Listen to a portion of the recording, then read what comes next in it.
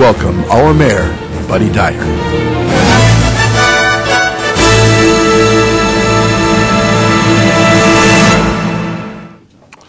Good afternoon and welcome to the February 6, 2012 meeting of the Orlando City Council. We're going to begin today's proceedings with the invocation offered today by Reverend Kathy Schmitz of First Unitarian Church of Orlando, located on Robinson Street in the South Colonial Town area. First Unitarian was founded on February 21st, 1912, and is celebrating 100 years of service to our community. And in honor of that, I would like to read a proclamation. How about that? Proclamation, City of Orlando. Whereas Reverend Eleanor Gordon and Reverend Mary Safford, both Unitarian ministers from Iowa, came to Orlando in the early 1900s, and with the encouragement of their friend Caroline Gore, continued their missionary work cultivating liberal religion. Whereas on February 21st, 1912, 21 people met at McNeil House on East Robinson Street and signed the membership book incorporating the First Unitarian Church of Orlando, making it the oldest Unitarian church in Central Florida. And whereas the First Unitarian Church of Orlando has made contributions towards civil rights over the last century, which include bringing together black and white religious leaders to found the Orlando Ministerial Association in the late 50s, integrating Ronnie's Restaurant in the 60s, and becoming a welcoming congregation for gay, lesbian, bisexual, and transgender people in the 90s. And whereas the First Unitarian Church of Orlando played a role in working to improve social services through the establishment of the Greater Orlando chapter of Planned Parenthood, the creation of spouse abuse, one of the first domestic violence programs in Central Florida, and the support of Hope and Help, a beacon in the early years of the AIDS epidemic. And whereas First Unitarian has made an ongoing commitment to promoting the inherent worth and dignity of all people, and whereas the members of First Unitarian pledged to nourish the roots first planted in 1912 by its founders, now therefore I, Buddy Dyer, Mayor of the City of Orlando, hereby do proclaim February 21st, 2012 as Founders Day of the First Unitarian Church of Orlando.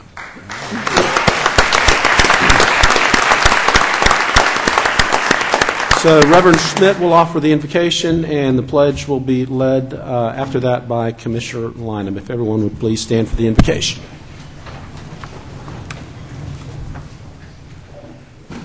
Mr. Mayor, commissioners, guests, I invite you to join me in a spirit of prayer and reflection. Spirit of life and love, spirit of peace and justice. Be with us as we gather once again to consider the future of our community, matters great and small. May those who gather to do this important work be guided always by their highest principles and by a deep and passionate desire to serve the people. We give thanks for those who serve our city, those assembled in this room, as well as those in offices and classrooms across the city, those out in the community and out in our streets, and those who at this hour rest, so that when evening falls, they may keep watch over us all. May all these be safe. May we remember that whenever we gather, we bring with us many perspectives, different life experiences, diverse demographics. We come concerned and joyful, passionate and downtrodden, cautious and hopeful. In the midst of this diversity, let us remember that we are one humanity manifesting itself in countless ways. Recognizing this, may all who speak and listen in this gathering do so from a place of deep caring and abundant goodwill. For we live in a land of great ideals, and yet we know that we have yet to live fully into the society of which we dream. May we face with honesty the tension created by this reality. May we sing the praises of equality even as we work for it to be fully realized for all our people. May we continue to extol the virtues of democracy even while we work to make our systems more transparent and more participatory. May we hold out a vision of economic justice, even while we continue to work to ensure that those with more power and more privilege do not exert undue influence. May each of us search our hearts to ensure that at all times we use our powers, whatever they may be, for good and never for ill. May we commit ourselves to use our talents, our energies, our resources for the common good, the commonwealth of all. Let us pause now in silence so that each may add the prayers of their heart in accordance with their own custom.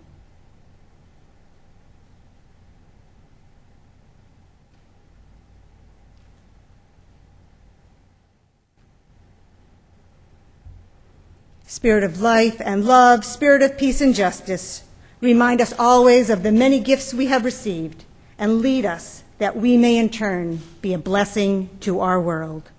Blessed be, namaste, assalamu alaikum, ashe, salam, amen. Amen. I pledge allegiance to the flag of the United States of America and to the republic for which it stands, one nation, under God, indivisible, with liberty and justice for all.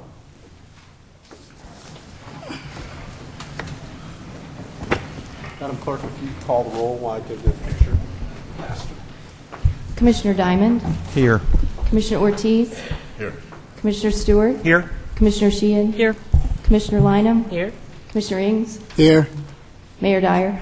Here. Mayor, you have a quorum.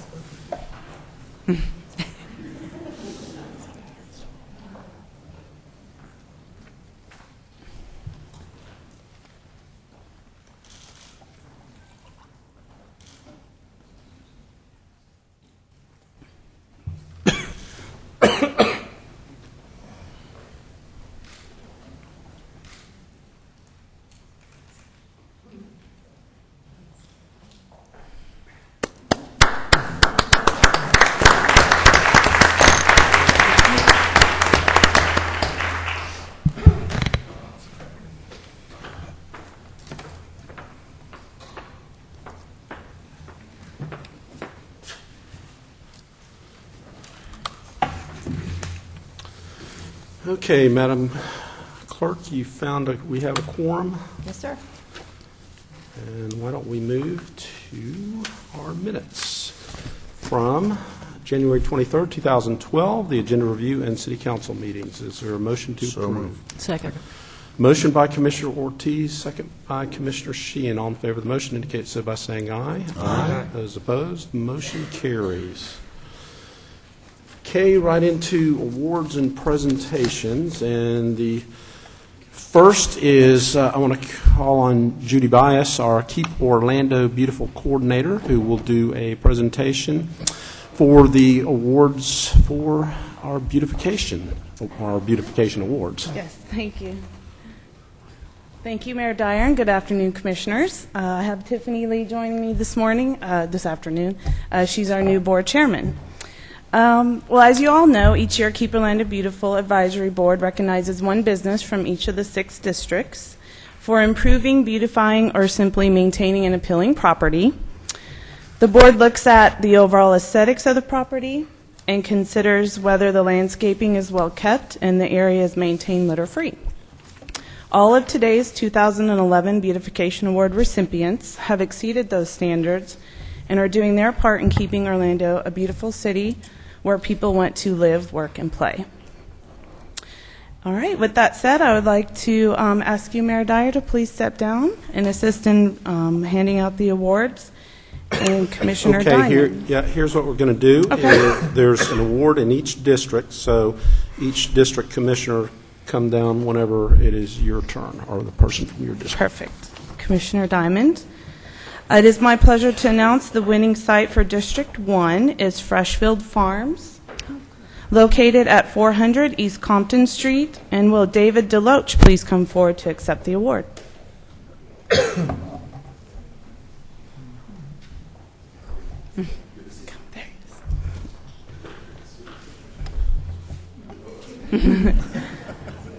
Congratulations.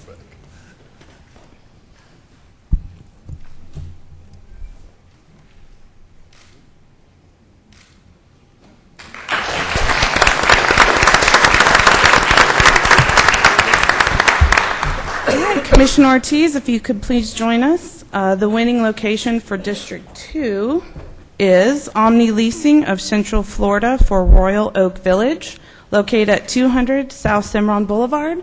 And would Mike Bitterman please come forward to accept your award?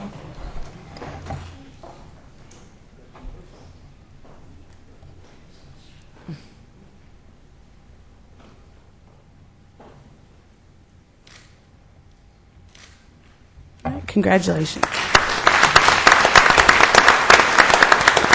And Commissioner Stewart, if you could join us, we'd like to announce for District 3, the winner is Mellow Works Gallery, located at 1901 Edgewater Drive. And will Susan Grantham please come forward to accept the award?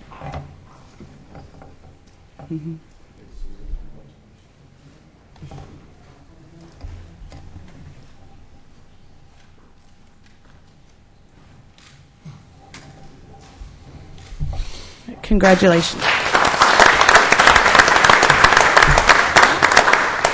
Commissioner Sheehan, if you please join us. The winning location for District 4 is Eola Eyes, located at 519 North Mills Avenue. And will Dr. Bridget Williams please come forward?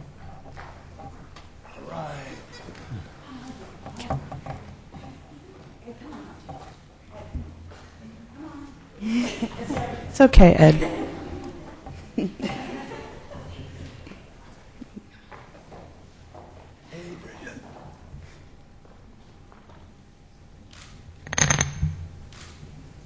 Congratulations.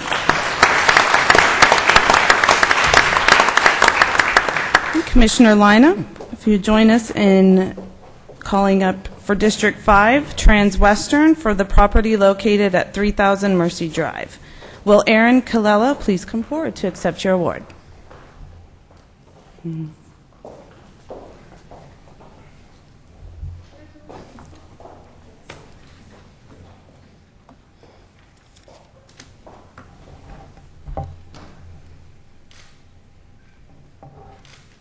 All right, congratulations.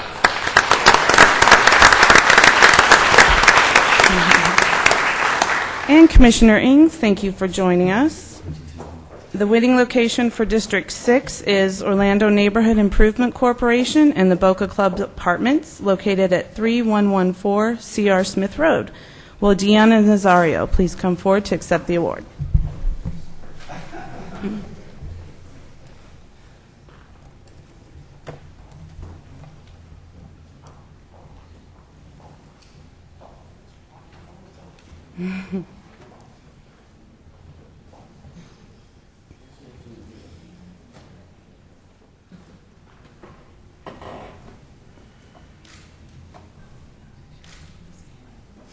And congratulations.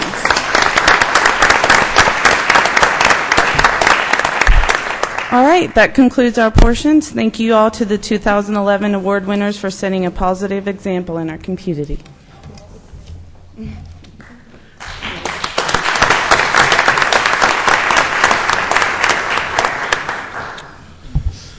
Okay, we have the honor of having another mayor in the house today, Mayor Mary Lou Hildreth, who is the mayor of Keystone Heights, but she is not here in her role as mayor. She is here in her role as president of the Florida Urban Forestry Council.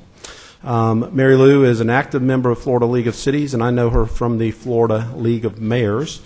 In her role as president of the Florida Urban Forestry Council, she helps statewide not-for-profit organizations educate citizens of Florida on the importance of trees and their benefits. And she's here to make a couple of award presentations, but I'm going to call on Lisa Early to provide a little overview. Lisa?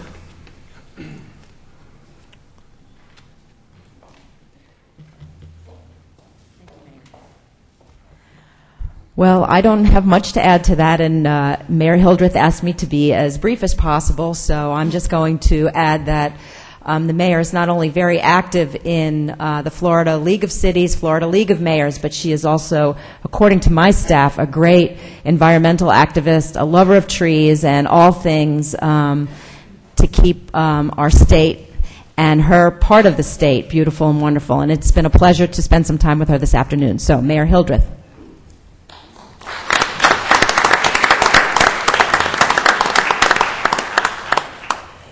Won't know a pleasure till after we go to Embers to celebrate later. And my council meetings are usually over by now. But I wanted to talk to you about awards. I don't know if you all know, but where's Mayor Dyer? Where'd he go? Oh, he's right there. He and I were finalists for Mayor of the Year the last time the Florida League of Cities had that award. Neither one of us won. Mayor Craig Barker from Destin won, but I have it on good authority that I think I was a close second and you were third, Mayor Dyer. I'm now the president of Florida Urban Forestry Council, and I'm the first elected official to have that. The council's made up of arborists, both city, private, utility companies, Florida Department of Transportation, and a myriad of other people that all contribute to the same passion and mission of the urban forest. And with that municipal perspective, I know what a fantastic job the City of Orlando has done, but some municipalities don't always buy into it, and it's hard. So I think that your staff is very grateful that this city and this council understands the importance of urban forestry. I know for me, trees in my city, I consider them part of my infrastructure every bit as much as I do my roads. And like I said, some cities have a hard time, but I think Orlando gets it. I mean, people, if you don't maintain a tree and a limb falls and, knock somebody on the head, that's going to be a lawsuit for the city. So, spending $100 to trim it versus a $100,000 lawsuit, I think the savings are readily apparent. But on with the show. And I have to do this one right because I'm staying at her house, so if I mess it up, she might do bad things to me in the middle of the night. The outstanding tree advocate goes to Janice Rayhill. Janice Rayhill is one of the most dedicated people you will ever meet. 10 minutes with her and you will know her passion for the beauty of the outdoors, her love of trees, and the preservation of our environment. Jan is the Green Up Coordinator for the City of Orlando and organizes volunteers to work on beautification projects in the city. She is constantly out in the community spearheading volunteer involvement to make the City of Orlando a beautiful place to live, work, and play. She brings together just the right volunteers, tools, and supplies to perform works that instill a sense of community in everyone who participates and to those that are lucky enough to view or use what she and her volunteers create. Jan's outstanding individual accomplishment can be seen everywhere you look when you are driving around town and in neighborhoods throughout the city. She has taken the Green Up program a step further, especially remarkable during these hard economic times. From a simple planting program to a lifelong learning experience. She has created the Pamper, Plant, and Prune concept so that when she leads volunteers through an event, they not only take pride in their work, but they can also share the knowledge they have gained on how to care for trees and plants. In addition to her normal duties, Jan has recently accepted the responsibility of guiding Bill Frederick Park to realizing its potential. And through volunteer efforts and prioritizing responsibilities, she has helped change the appearance of the park, completing several projects, including replanting of trees lost in the hurricanes, cleanup, and tree plantings along Hiawassee Road, as well as moving forward with plans for a wedding pavilion and improved customer service at the main gate. Her continued commitment to trees and horticulture is evident in her involvement with the Florida Urban Forestry Council, the University of Florida IFAS Extension, the Florida chapter of the International Society of Arboriculture, and the Florida Flowering Tree Society. Jan has been a member of the Florida Urban Forestry Council since 2001, serving on the Education Committee as chairperson and secretary before leaving the board at the end of 2011. She was also a member of the Trees Florida Conference Planning Committee, serving as the silent auction co-chair for many years, as well as chairing the entire conference in 2007. In the last year, Jan's efforts have made the difference in helping the City of Orlando meet its obligations to maintain clean, safe parks through the efforts of volunteers and efficient use of city resources. Jan has logged in over 1,000 volunteer hours, which equates to over $10,000 in cost savings to the City of Orlando. Jan has been successful in soliciting over $30,000 in donations that contributed to the $10,000 tree initiative, 10,000 tree initiative. She is a tremendous, I didn't write this, asset to the City of Orlando. and it was twice as long when I got it. City of Orlando, its residents and visitors, and a true advocate for the trees in the City of Orlando and the state of Florida. So let's give it up for Jan Rahal.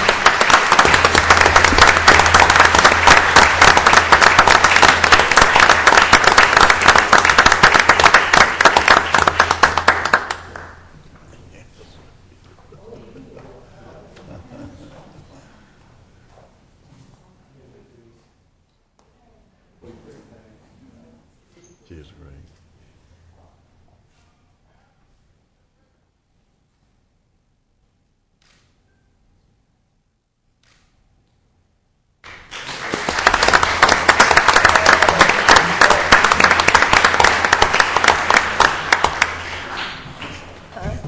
What?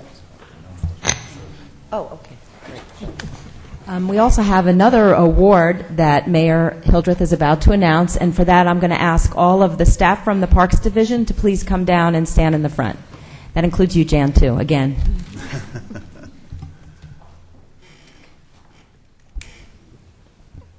Okay. And we have several categories of awards, and Orlando did, win 2 of our awards. This award is for Outstanding Urban Forestry Program in the state, large community. And let me kind of go back and say, in all of these awards, there are a lot of cities that are doing great things. And if I could give everybody an award, I would, because there's a lot of individuals like Jan, Julie, and your park personnel that do so much. And other cities have great programs, but we selected the City of Orlando, much to Julie's happiness. Outstanding Urban Forestry Program, large community, City of Orlando. The City of Orlando has had a commitment to the urban forest since 1917, when residents were asked to pay $1 for a tree to be planted. In the 1940s, the city planted laurel oaks along the banks of Lake Davis and Lancaster. Then, in 1987, Mayor Bill Frederick funded the street tree planting program to plant 30-gallon trees along the right-of-ways. At that time, the position of urban forester was created, and Orlando was well on its way to becoming a front runner in the state for urban forestry. Orlando has been designated a Tree City USA for 34 years and has received the Tree Growth Award for 20 years, the first city in the state of Florida to receive this award. The importance of knowing the components of Orlando's urban forest became glaringly apparent during the 2004 hurricanes cleanup phase. As city managers struggled to provide FEMA with answers about tree loss, the Florida Forestry Service created a hurricane relief grant program which awarded Orlando a $175,000 grant to complete the much-needed tree inventory. The inventory database is continually updated as the city crews both maintain and plant new trees. The inventory has also provided the opportunity to educate city officials as well as a resourceful tool to efficiently and effectively manage our urban forest.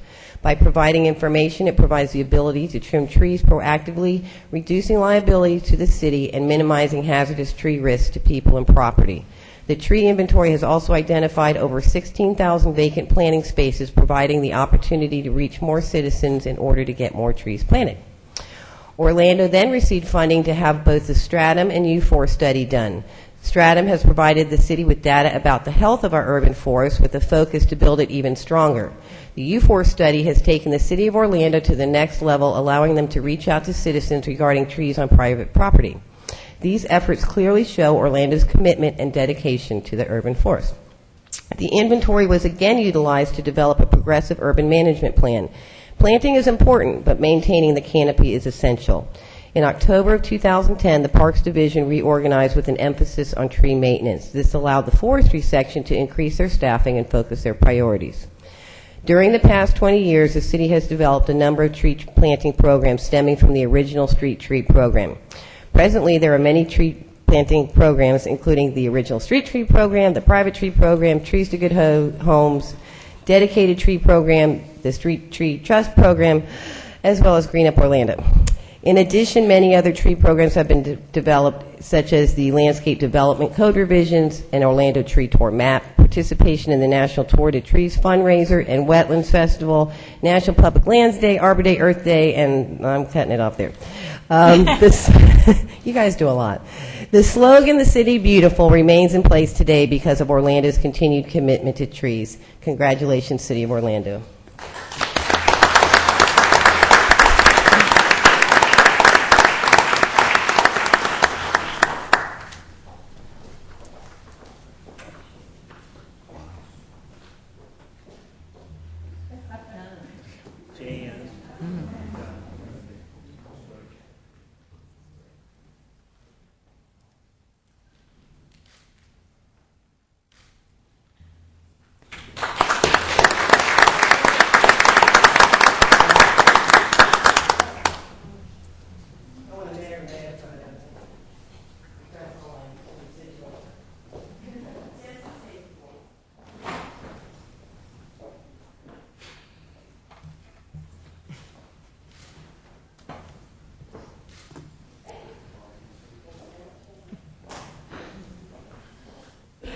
takes our sticker out.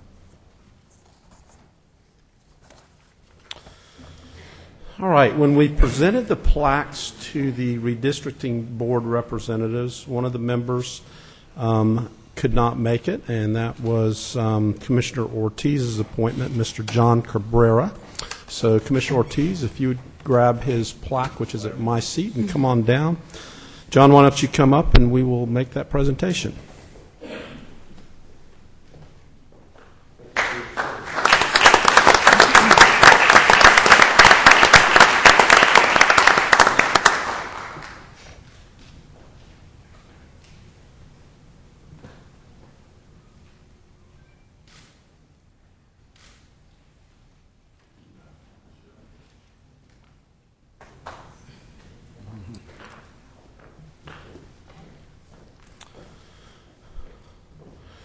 And for the last presentation, I'm going to call on Commissioner Ings for the intro. Thank you, Mayor Dyer. Mayor and Council, I present to you Counil chapter of Omega Psi Phi Fraternity Incorporated, a local service organization serving the Central Florida community since 1962. Over the last half century, Counil has been very active in the Orlando metropolitan area. Now in 2012, they have raised the bar of excellence even more by completing over 6,000 man-hours of service in the last year and contributing over $16,000 in scholarships. Counil is led by the chapter president, Basilis Russell Drake, a 31-year-old computer engineer at Lockheed Martin, residing in Orlando, Florida, since 2003. Since his arrival, he's provided a renewed sense of enthusiasm and community activism to the Counil chapter and the Omega Psi Phi fraternity. You have a proclamation to read, Mayor? I do. Would you read the proclamation, please?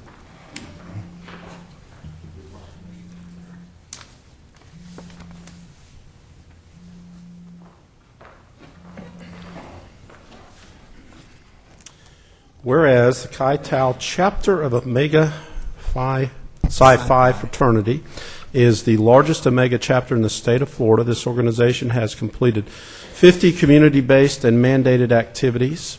And whereas the Counil chapter of Omega Psi Phi, get that in the right order, fraternity is celebrating its 50-year anniversary as a chapter, having been chartered at Shiloh Baptist Church in the heart of downtown Orlando on January 8, 1962. And whereas the Counil chapter of Omega Psi Phi fraternity has provided scholarships to college-bound students, thus providing support for youth who otherwise might not have had the opportunity to attend college. And whereas the Counil chapter of Omega Psi Phi has provided the kind of leadership that has helped create a spirit among alumni that is second to none, and whereas such dedication, devotion, and professionalism on behalf of the men of Counil is truly honorable and worthy of recognition, now therefore we, Mayor Buddy Dyer and Commissioner Samuel B. Ings, City of Orlando, District 6, hereby do proclaim Monday, February 6, 2012, as Counil chapter of Omega Psi Phi Fraternity Inc. Day in the City of Orlando.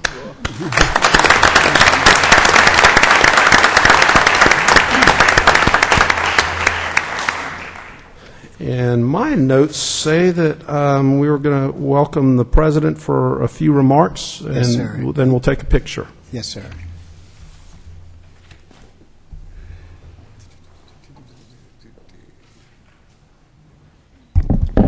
Good afternoon, Mayor Dyer, City Commissioners, Clerk of the City, City workers, and ladies and gentlemen in attendance.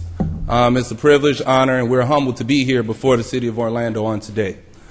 First, I'd ask that the Executive Board and Committee Chairs of Omega Psi Phi please stand. With us, we have our Scholarship Chairman, Mike Arrington, our Social Action Chairman, Kevin Pruitt, our Social Chair Emeritus, Don Fields, who works for the City of Orlando, our Economic Development Chair, Bill Asbury, our Achievement Week Chairman, Lateef Taylor, our History and Archives Chairman, Tony Green, our Keeper of Finance Treasurer, Greg Richardson, and our 50-year celebration chairman, who also works for the City of Orlando, Mr. Byron Brooks. Please give these gentlemen a round of applause. Everything rises and falls on leadership. We have the example of the City of Orlando to help lead us, and these gentlemen have helped lead Counil chapter to over 6,000 hours of service, over 80 programs in the city, to tell you the truth, over $16,000 in scholarship contributions. We have a 50-year goal of having unity in the Central Florida community. We've partnered on many occasions with the City of Orlando, servicing different community centers, from the Jackson Center, from the Callahan Center, to the El Claudia Allen Center, to many other places as well. We also support voter initiatives by working voter polls for Orange County. And we're here today not to vote on ourselves, because we can't do anything in this community without having unity and working with others. So every year during our Achievement Week, we acknowledge one person who is our Citizen of the Year, one person we feel goes above and beyond the call of duty. We realize that many persons do this, and we can't honor everybody, but on today we're privileged to have somebody with us. Amongst the many seeds planted in Omega with these gentlemen behind me are many seeds, including but not limited to Sheriff Jerry Demings, Commissioner Sam Eames, Deputy Police Chief of Orlando Charles Robinson, Major for Orange County Sheriff's Department Danny Vereen, and many others. But today we honor our Citizen of the Year. He's been active in health initiatives, senior projects, youth enrichment, and scholarship attainment support through Omega's assault on their literacy mandates. He's a contributor to scholarship funds of Omega Psi Phi, the NAACP, the 100 Black Men of Orlando, and many more places. Ladies and gentlemen, our Citizen of the Year, as Counil turns 50 years old, is none other than Commissioner Samuel B. Eames. And Samuel Eames, will please.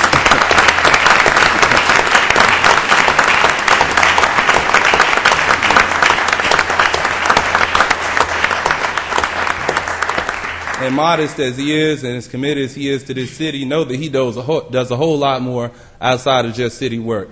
So if you'll join me, Mayor, in honoring with this plaque Commissioner Eames and other people, brothers of the Executive Board, please come forward.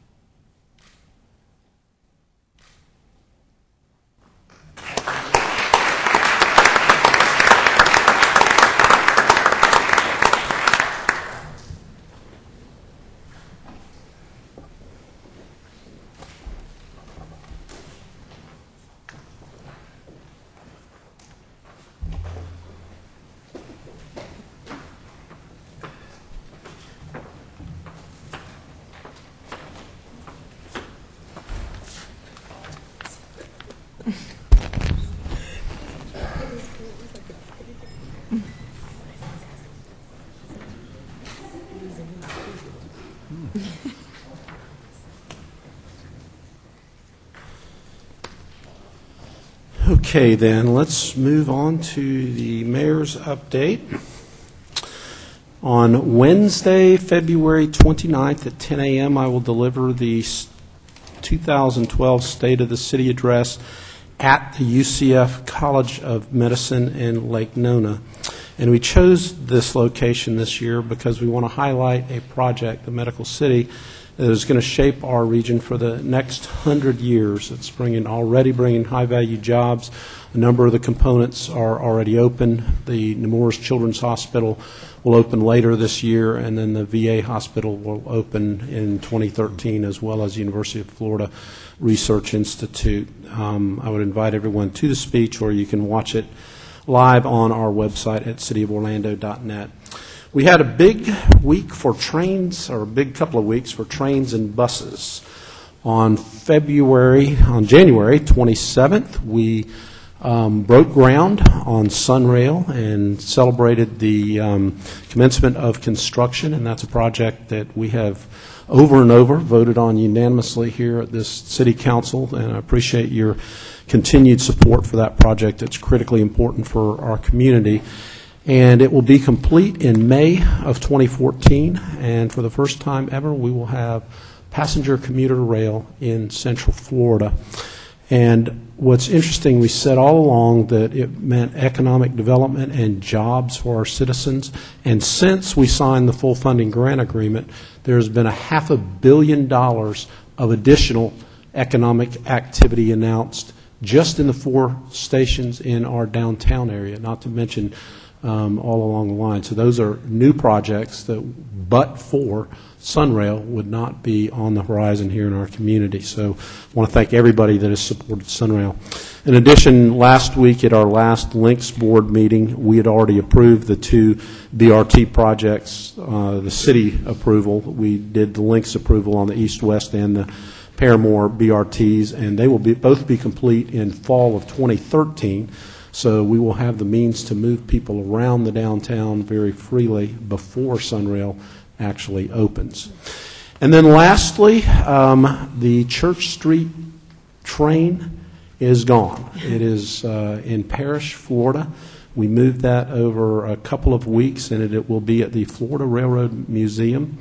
And they are going to do a very serious rehabilitation of the train and restore it to its 1911 glory. And once Sunrail is operational at the Church Street Station site, we're going to create a piece of art that will commemorate that train and what it meant to the city.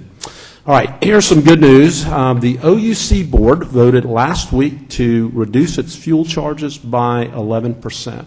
And there's a fuel trust fund, and fuel charges are passed straight through without any markup. And natural gas has dropped significantly in price and allowed the board to reduce the fuel rates to everyone. So for a residential or small commercial customer, that means about a 4% reduction in your overall electric bill. And for mid-size or large commercial customers, it's between 4.5% to about 5.5%, depending. Saturday, February 18th is going to be a busy day in Orlando. We have our 12th annual Orlando Wetlands Festival out at the Christmas Historical Park from 9 to 3. And that's always a fun event with wilderness hikes and bus tours of the wetlands, and it's a great jewel in our wastewater system. And then after you're done with the wetland system, you can come back downtown for Blues BQ, our 6th annual. And I'm proud to announce that we have Grammy-nominated Trombone Shorty and Orleans Avenue headlining, and they're joined by the Lee Boys, CeCe Tennille, the Kevin Maines Band. Any relation? No. Okay. And B.B. King's All-Star Band. So there'll be a great barbecue, and the event is free, and you can go to cityoforlando.net to get further information on that.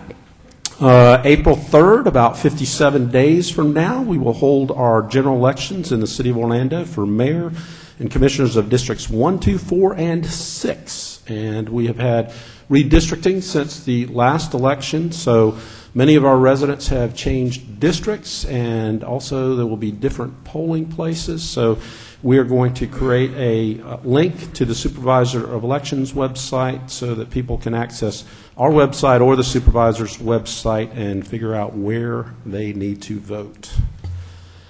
Over the past couple of city council meetings, we have approved a number of items that relates to property owned by Publix that's going to be developed in the southeast area of our city. Publix is going to construct a nearly 1 million square foot distribution center on the site that will create 150 jobs and add approximately $188 million to our city's tax rolls. Today we have 2 additional items on our consent agenda that relate to the extension of the Hazeltine National Drive to service that distribution center and other transportation users in southeast Orlando. Publix is the largest and fastest growing employee-owned supermarket chain in the United States, and they are represented here today by Richard Schuler, Vice President of Distribution, Dwayne Stevens, Community Affairs Manager, and Christine Bell Delafeld, Manager of Strategy Implementation. Would you stand and let us recognize you and thank you for making this investment in our community.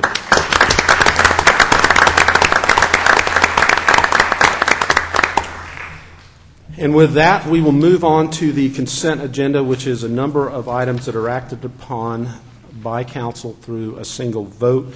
We give each of our council members an opportunity to comment on the consent agenda items and update you on goings-on in their districts, and we rotate the order in which we give them that opportunity. And today, Commissioner Lynham will be batting first. Commissioner. Thank you, Mayor Dyer, and I want to express congratulations to Commissioner Eanes for being the Man of the Year for his fraternity. Congratulations. And, of course, thinking about the Publix you just announced, when I hear those announcements, it means jobs, right? I mean, there are more people, more jobs, then they need more housing, and that kind of rotation. So congratulations, Commissioner Diamond, for moving that forward. I wanted to go over just a few items regarding All-Star Weekend. This morning we had a great workshop, so folks were able to go online and see our presentation. I suggest that they do it or see a rerun, talking about all the public events that will be going on primarily Thursday to Sunday. I think the last event is the game Sunday night, February either 26th or 27th. But there are going to be several days of jam sessions out at the convention center where a lot of youth will be attending. So we're working with a number of youth to make sure that happens through the city's Youth and Families Department. So if you need to know more about that. I do want to say real special things to Byron and Thomas. We've worked very, very hard the past few weeks getting some work done around the arena and with a lot of our merchants. And that situation, I believe, on our end has already been taken care of, Mayor, and you would be briefed on it if you haven't already. I suspect you have been. I'm really, really proud of what we've done. And simultaneously, we've been working with Kevin and a whole group of folks.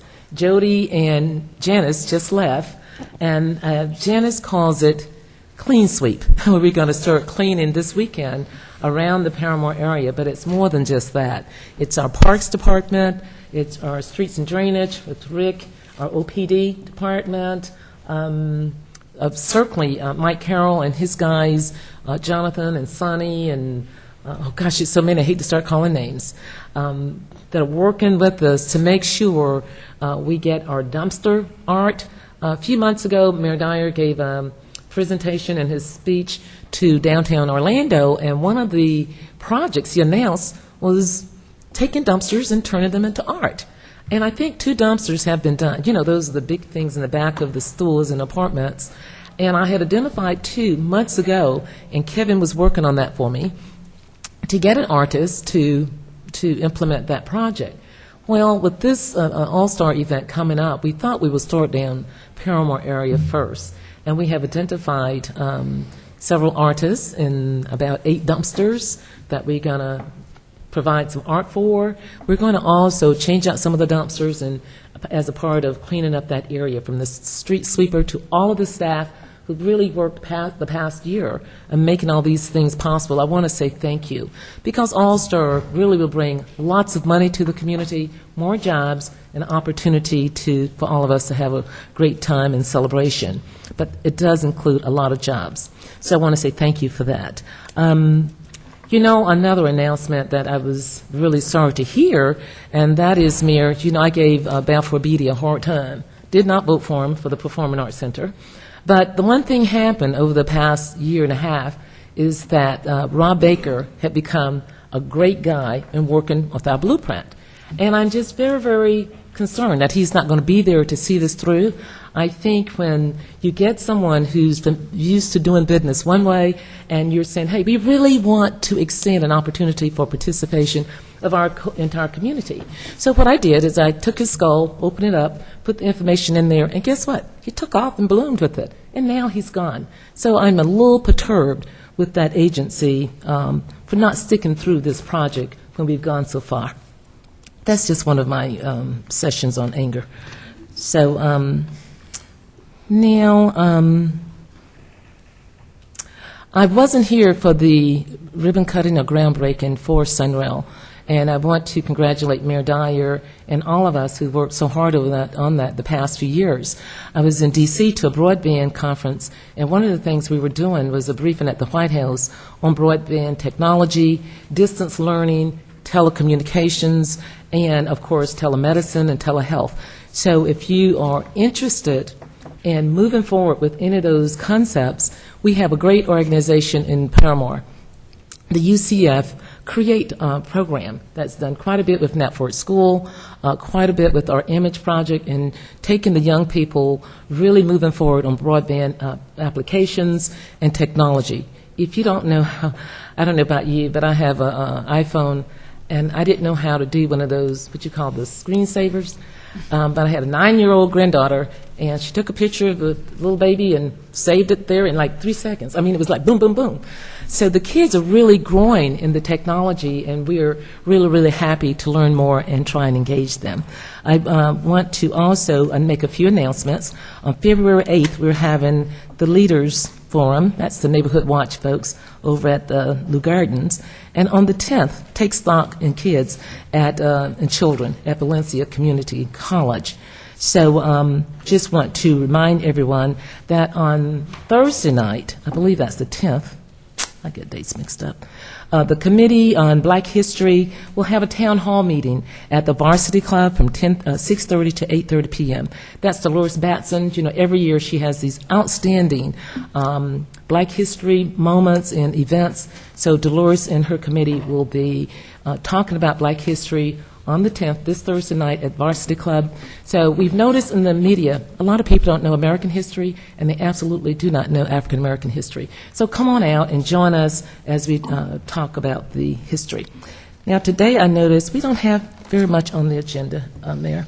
Most of what we do is pretty routine, and I think the one item that will merit some discussion is under new business. But I was going to announce, and Mayor Dyer did that, is that April 3rd is Election Day. We really need to know where your polling place is so you can vote. It is very, very important in a state like Florida that is really in the business right now of voter suppression, so get out and vote. Make sure you vote and make sure you take someone with you. I also was going to announce that the H4, the mutual aid on All-Star, lots of police officers from other jurisdictions will be in town. I'm hoping our police department will train them on how we do business in Orlando. It's called courtesy, courtesy, courtesy. So we can get All-Star again in the future. Thank you very much. Thank you, Commissioner. We'll move to District 6. Commissioner Ings, the man of the year. Thank you, Mayor. You know, I'd just like to start off by saying, expressing my condolences to Byron Brooks, CAO Byron Brooks, his wife Sandra, on the loss of her brother, and then also Chief Paul Rooney and his wife Donna on the loss of her mother that passed away this weekend, and also former OPD Sergeant Cornelius J. Laws and wife Valerie on the Laws family on the loss of his father, who was 94 years old. So Minister O'Hara Black spoke, and he talked about the changes that this brother went through, Laws went through over 94 years right here in America. So he's seen a lot of different changes in his life and time. But when he passed away, he was of good, sound mind, so that's a real blessing for him.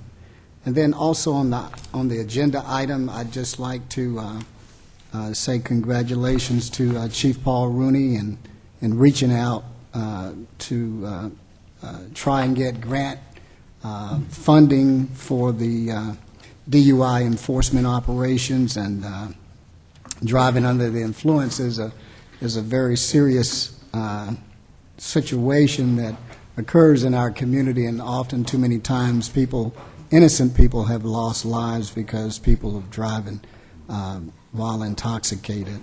So this grant application is for $100,000, so we just hope that come through and continue that particular effort. And then also item H3 for the grant application, also of $100,000 for the intellectual property theft enforcement program. And a lot of times we don't think of that because it's not a popular thing, but it is popular to a lot of our businesses because we do need to protect our economy from counterfeit goods and product piracy. So we wish you well on those, Chief.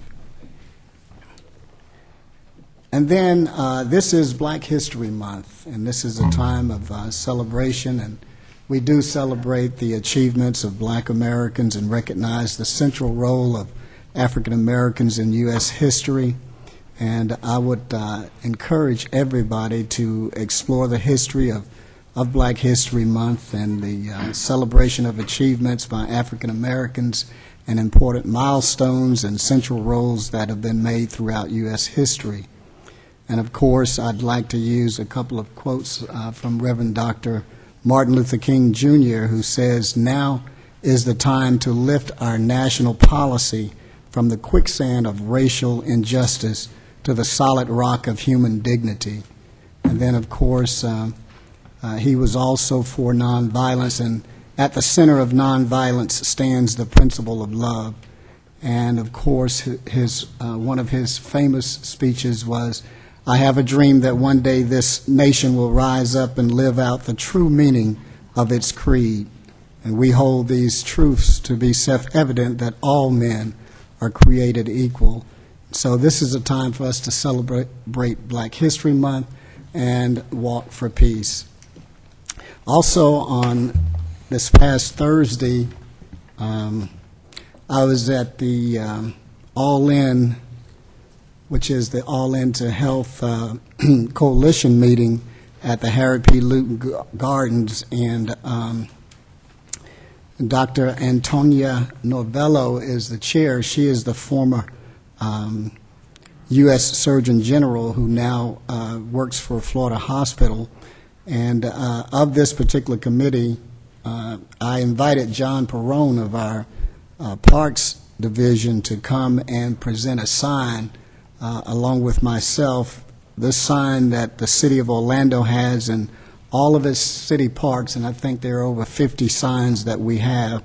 And these signs talk about asking people not to smoke in city parks where children play.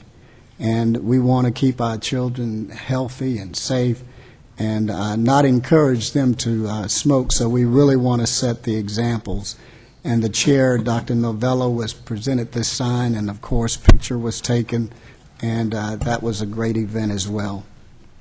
I also, on Friday, February 3rd, attended the investiture for the Honorable Heather L. Higbee and Honorable John E. Jordan.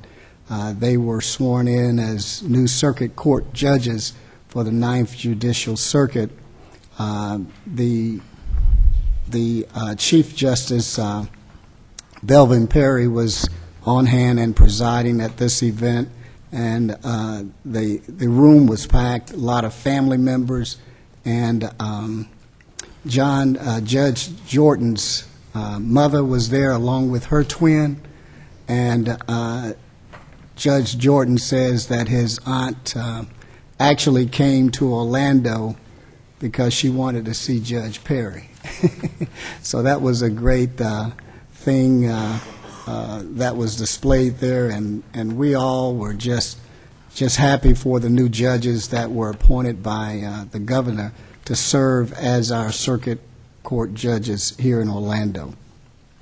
And then, of course, on February the 11th of this year, 2012, at 11:30 a.m. to 1:30 p.m., join me, and along with Mayor Buddy Dyer and Fire Chief John Miller, for the Neighborhood Fire Station Open House that will take place at Fire Station number 7 at 601 South Goldwyn Avenue.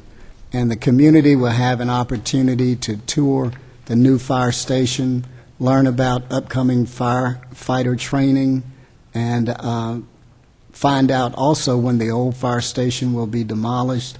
They'll enjoy a free lunch with Mayor Dyer and myself and some of the hometown firefighters, and they'll have opportunity to sign up for free smoke detector that will be installed in their home.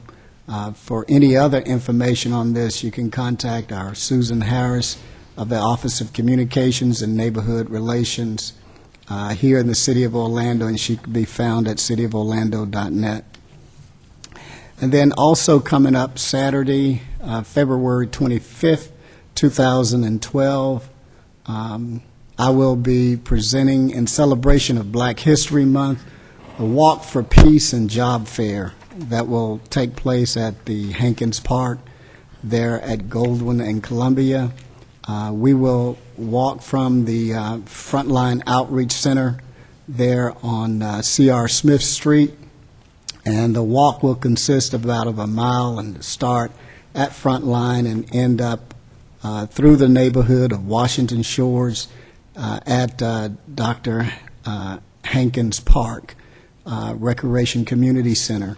The Walk for Peace will conclude at Hankins Park, where we will have speakers and also local businesses that I'm looking to join us that day so that we can have an outdoor job fair.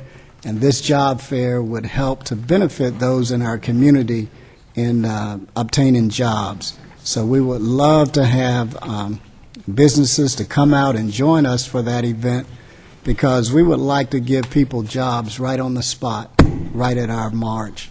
And this march actually commemorates Dr. Martin Luther King Jr. and the Black History Month. We will celebrate the achievements of Black Americans and recognize the role of African Americans in U.S. history. And then we're also going to bring peace in our neighborhoods and our communities and around the world. And like I said before, we want to provide some on-the-spot jobs for those that are unemployed. And that's all I have, Mayor. Thank you. Thank you, Commissioner. We'll move to District 1. Commissioner Diamond. Thank you, Mayor. Well, I'd first of all like to also express my condolences to Chief Rooney and Byron Brooks for their losses, and pass along our best wishes and condolences. I'd also like to add my congratulations to Commissioner Ings on his honor that he received today, and also Commissioner Line, thank you, and thank you for letting us know about your work on the art dumpster project. I think that's a good thing, and I think it's sort of like what we have in the Mills 50 area, where we're sprucing up the traffic signal boxes, taking something that doesn't look so good unless you do something with it, and it's going to look good after that's done. So thank you. I also would like to congratulate Freshfield Farms, the winner of the Beautification Award from my district. For those of you who might have wondered who's Freshfield Farms, it used to be known as Mom's Meats and Pop's Produce, and they're over there off of South Delaney, and they've been Freshfield Farms for a while, but most people might remember them as Mom's Meats and Pop's Produce, so congratulations to them. A couple things in the district I'd like to mention. We recently had a meeting at the Beardall Center to talk about the expansion of the limo transit service from the downtown area to the south, which would include the Soto area, the Orange and Michigan area, and generally that area near Orlando Health as well. And that meeting was on January 30th, a well-attended meeting, and I want to thank everybody who was part of that. I'd also like to thank our code enforcement and police departments for their work recently meeting with citizens in the Bryn Mawr neighborhood about issues that have been occurring over there, and I want to thank them for their focus on that and for their efforts in trying to resolve some issues and really being on the way to resolving those issues. So thank you very much for them. Also, I wanted to thank and congratulate everybody who is involved with all the efforts for the Lunar New Year celebration yesterday. I thought it was a very nice event, very nice parade, very nice event, and well attended, so congratulations on that. Commissioner Ings mentioned Black History Month, which started on the 1st, so I'd like to encourage everybody to get involved with that. We've got some upcoming events in the district. We have on February 9th at the Wadeview Community Center, we're going to have our application meeting for one of the OUC energy conservation programs, the power program. So I encourage people to attend that. The mayor mentioned the Wetlands Festival coming up on the 18th. It's not. It's actually not inside the city of Orlando at the wetlands, but I think since District 1 is closest to that wetlands park, we're going to try to include it in District 1 someday, and or at least for now, for this purpose, I want to encourage everybody to go to that event. It's a very good event. On the agenda today, I also would like to congratulate Publix on items that are on the consent agenda. Look forward to seeing the progress of the building out there and seeing folks get to work out there and then see that facility going strong. So welcome, and we're glad you're here. And lastly, on the consent agenda as well is our two items that Commissioner Ings mentioned, but I want to also mention those as well, items H3 and H5, efforts by OPD to get funding from the federal government to help them with their work to cut down on counterfeit goods, and also to help keep us safe by cutting down on drunken driving. So I want to thank them for that and wish them well with that grant application. That's all I have, Mayor. Thank you. Move to District 2. Commissioner Ortiz. Fourth batter up. Clean up batter. Okay. Let me start by echoing my fellow commissioners and convey my condolences to Chief Rooney and Byron Brooks. We also had a great loss in District 2. We lost Miss April Bronx.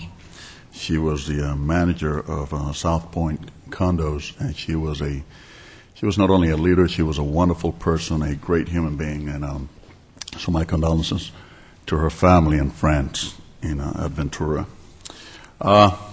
Congratulations, Commissioner Samuel Ings, Man of the Year. Well deserved. Jan Rahill, she's not here. Congratulations to her if she's watching. Nobody deserves it better than her. She does a great job. And she's been working hand in hand with us in District 2 and helping us revitalizing the district in beautiful ways. Mayor, I want to commend you for your leadership as chairman of the commuter rail, Sunrail. Made it happen. So that's a great achievement.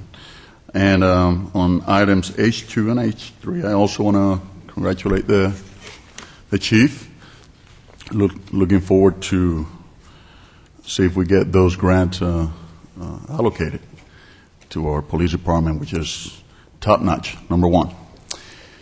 Now, on other issues, I went to Tallahassee on the 24th and 25th, and I have some updates on NID, Neighborhood Improvement District. But before I do that, I want to thank State Representative Darren Soto and State Senator David Simmons for presenting the bill to the subcommittees and working so hard towards the passing of the same towards the subcommittees up to a certain level. Of course, in the House he has only passed one subcommittee. In the Senate he has passed two subcommittees, and so we are way on our way. And of course, Neighborhood Improvement District means a lot to the Soto area. I know Commissioner Sheehan, you've been working really hard on that, and for my Cimarron Business Partnership, these guys, ever since we started this project about 3.5 years ago, we have been able to move the community to such level. Everybody's working together on District 2, and we were designated a Market Street district last year. Thank you, Mayor, for that too. And we're ready to go to the next step, which is the Neighborhood Improvement District, which is something that really empowers the community. And we have our representative and our senator working for that up in Tallahassee, so I want to thank them very much. But before I go on to the next item, I also want to thank our people from here, from our staff, our City of Orlando Intergovernmental Relations Manager, Ms. Kathy Russell, City Attorney, Mr. Kyle Shepard. These two people, they are great. It's great to watch them in action. They visited a number of representatives and senators up in Tallahassee, and it was just a delight to work with them. And along with them, we also had the president of Howell Consulting, Ms. Stephanie Howell, and Mr. Oscar Anderson from Southern Strategies. They helped us tremendously up in Tallahassee. These guys are a great team. So thank you so much for that.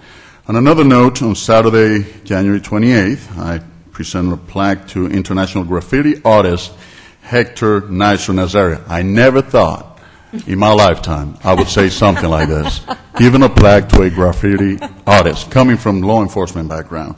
But this guy is more than just a graffiti artist. This guy is very special, and they have been commemorating the life of a great, great baseball player, Roberto Clemente.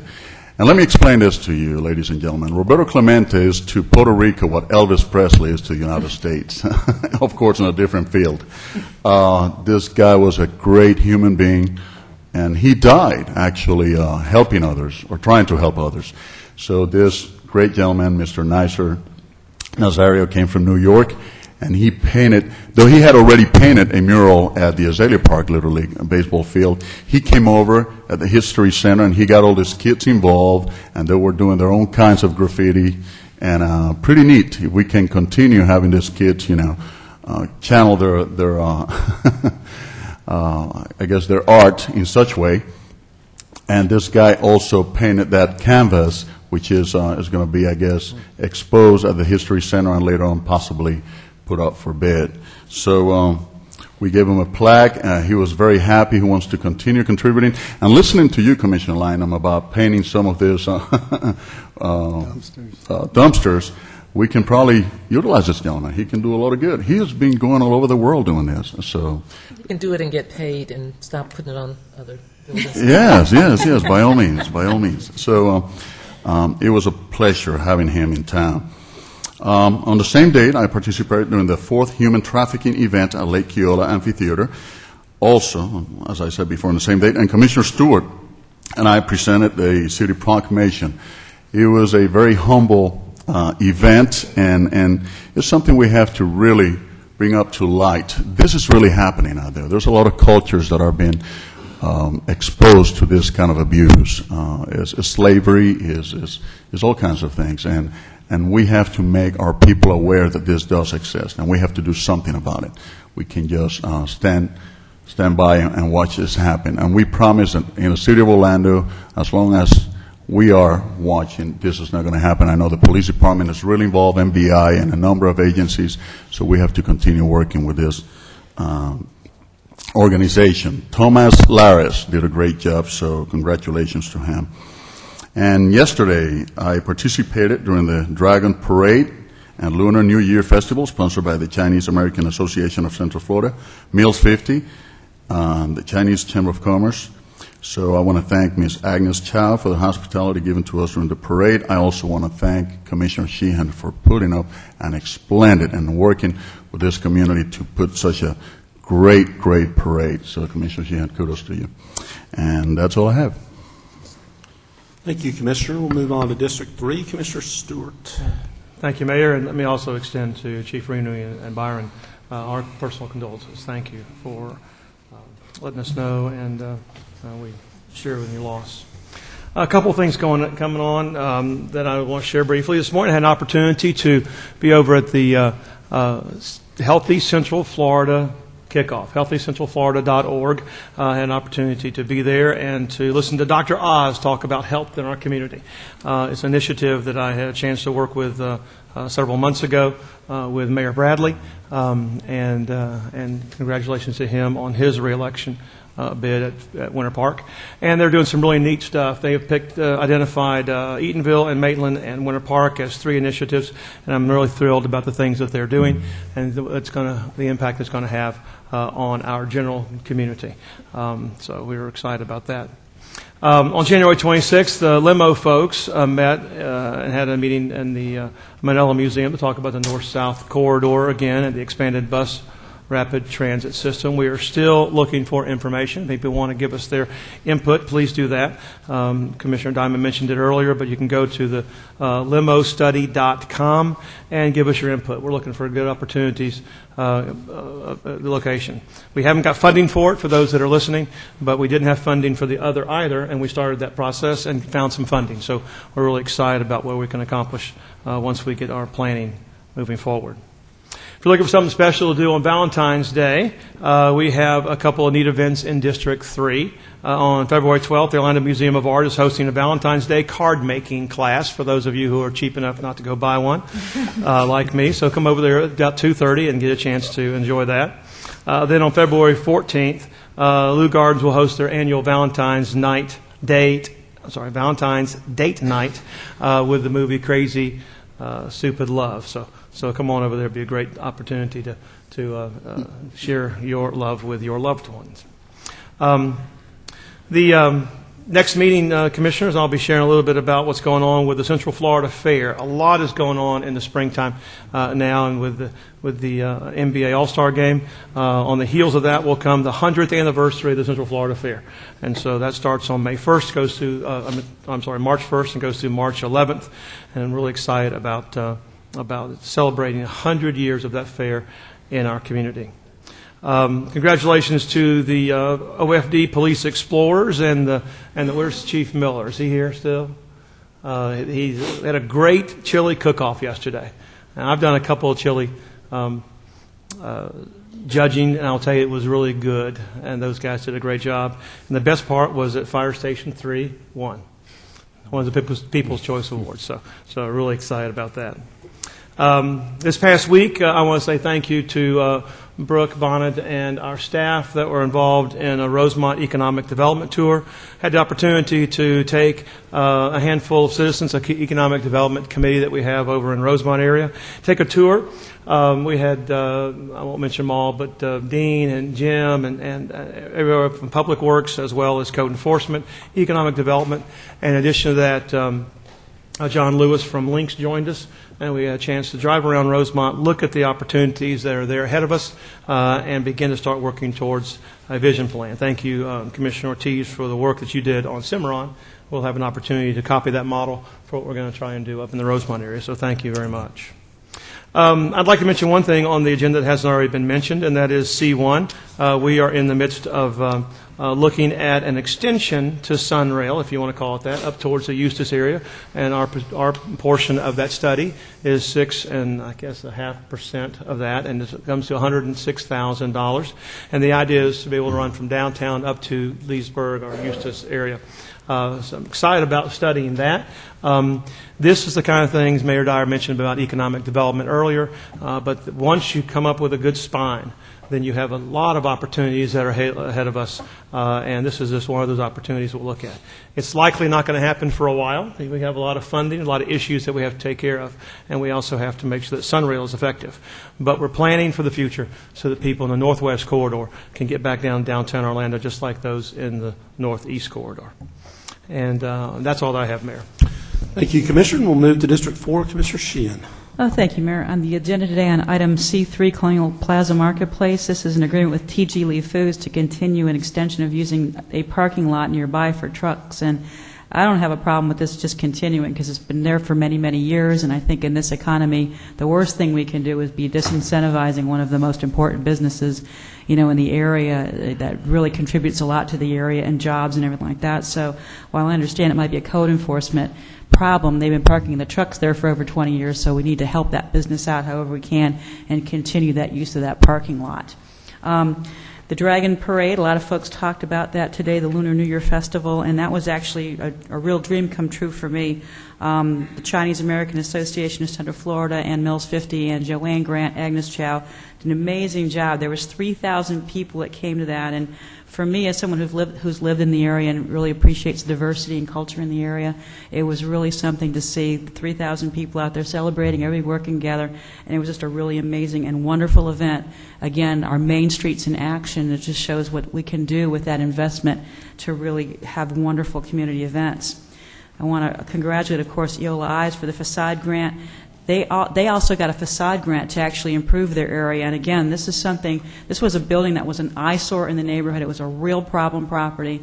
It was one of the ugliest buildings on the street, and it's become one of the most beautiful buildings on Mills Avenue. Again, that's Eola Eyes. I want to thank Bridget, Carrie, and Ed for being here today to get their award, but also recognize the investment that we're making in these small businesses and how they're really paying off. Last week, I met with Feeding Children Everywhere and Fern Creek Elementary School, and they are going to form a partnership to send meals home with children every single weekend to feed their entire family. And that's part of DeBarlow's initiatives at Mills Park, so I just want to thank DeBarlow, Feeding Children Everywhere, and Dr. Gladowich at Fern Creek Elementary School for really doing some great work to help kids. And also I want to thank our housing and park staff for taking Assistant Secretary for HUD, Mercedes Marquez, on a tour of a lot of the projects around town. We're using CDBG funding, and she's very supportive of the continued CDBG funding for the City of Orlando. And we got to keep telling our story of the wonderful things that we do. And she was very impressed, Commissioner Lynham, with Z.L. Riley Park and how beautiful that park came out. And she actually asked for a picture of children in that park, and if we can get her a picture of children in that park, she promised that it would hang at headquarters. So that's how impressed the Secretary was with the things that have been happening with the HUD money that the City of Orlando is getting. And that's all I had, Mayor. Thank you. Thank you, Commissioners. Is there a motion on the consent agenda? Second. Motion by Commissioner Lynham, second by Commissioner Ings. All in favor of the motion indicate so by saying aye. Aye. Those opposed, motion carries. That brings us to our Board of Directors NID meeting. So we will recess without objection. Without objection, we'll recess the City Council meeting, and we will convene the NID Board of Directors meeting. And there's only one item of business, and that is accepting meeting minutes from the NID Advisory Council of January 11, 2012. Is there a motion to accept? So moved. Second. Motion by Commissioner Sheehan, second by Commissioner Ings. All in favor of the motion indicate so by saying aye. Aye. Those opposed, motion carries. Then we will adjourn the NID meeting, and we will reconvene the City Council meeting, and that brings us to new business.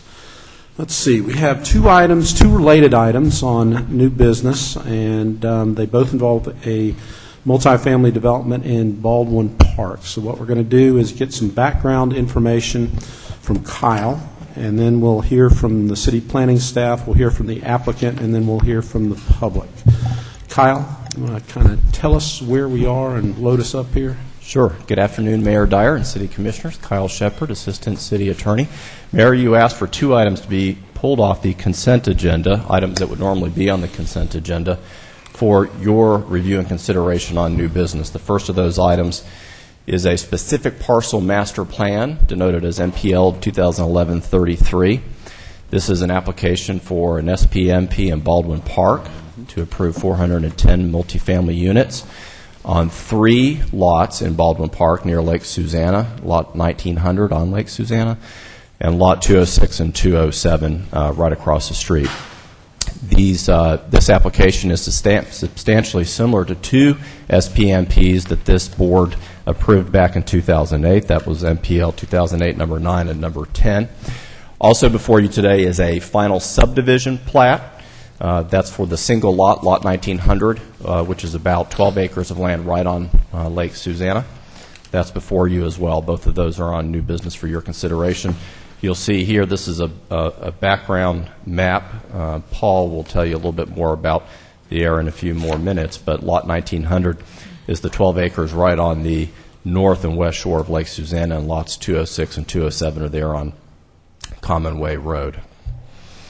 A bit of procedural history. This has been here in City Hall for since second or third quarter of last year, and a similar plan was approved back in 2008 for Phase 3 of the development on Lot 1900.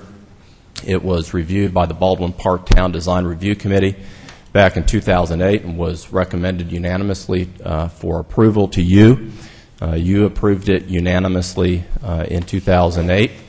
The second plan for Phase 4, that covers lots 206 and 207, also recommended unanimously for approval by the Baldwin Park Town Design Review Committee in 2008. You considered that in May of 2008, also unanimously approving that plan. Last year, Pursuant to those plans, the building permit application and final site plan were submitted to the city. The applicant, Post Apartments, requested a planning official determination in July, asking if the plans that were submitted, the final site plan and the building permit package, were substantially similar to the specific parcel master plans approved in 2008. There are typically small changes between a specific parcel master plan or a master plan approval and final site plan, and applicants will routinely ask the planning official to review those changes to ensure that they are consistent with the SPMP. The planning official issued a determination on August 15th of last year, finding that the plans submitted last year were substantially similar to the approvals in 2008. That decision was appealed by a neighboring property owner who filed an appeal with the planning board. When you file an appeal of a planning official determination, the decision goes to the municipal planning board for determination whether to uphold the appeal, overturn the appeal. Planning board heard that appeal and heard from members of the public, a number of property owners nearby, in October, and the planning board unanimously denied the appeal. In other words, upholding the planning official's determination that the plans were substantially similar. Just a few days after that, the appellant in that case filed a request for a quasi-judicial hearing before our independent hearing officers. The applicant, instead of proceeding through the quasi-judicial appeal, withdrew their application for a letter of determination from the planning official and instead submitted a new application for a specific parcel master plan combining all those lots, 1900, 206, and 207, in one phase, phase 3 of their development. That application came in November. The Baldwin Park Town Design Review Committee reviewed that application at a meeting on January 11th. It's not a public hearing, but they took public testimony. They unanimously, again, recommended approval, and that's the decision that's before you today, is that decision by the Baldwin Park Town Design Review Committee to unanimously recommend approval of the specific parcel master plan. That's the decision that you have to make today, and this is final agency action, so whatever you determine today will be the final decision on that application. Now, real quick, just a little bit background. You all have heard this from your land use attorneys before, but you have a constrained scope of review here. Like most site plan approvals, are quasi-judicial in nature. All land use decisions fall into one of three categories when reviewed by courts. They're either a legislative determination, in which case you have broad discretion to make a decision. On the other end of the spectrum is a ministerial action, like a plat, like the plat that's before you today, in which case you're exercising almost no discretion. You are obligated to approve or disapprove the application based on whether it meets the essential requirements of law. Right in the middle is a quasi-judicial action. Site plan falls into that. You have discretion, some discretion, but it is constrained by previously adopted and applicable legislation. So the question before you is this. The applicant has the initial burden of showing to you and demonstrating to you by competent and substantial evidence that the application is consistent with all previously adopted and applicable legislation on the matter. In this particular case, the prior legislation is as follows. The application has to be consistent with the State Comprehensive Plan, Chapter 189 of the Florida Statutes.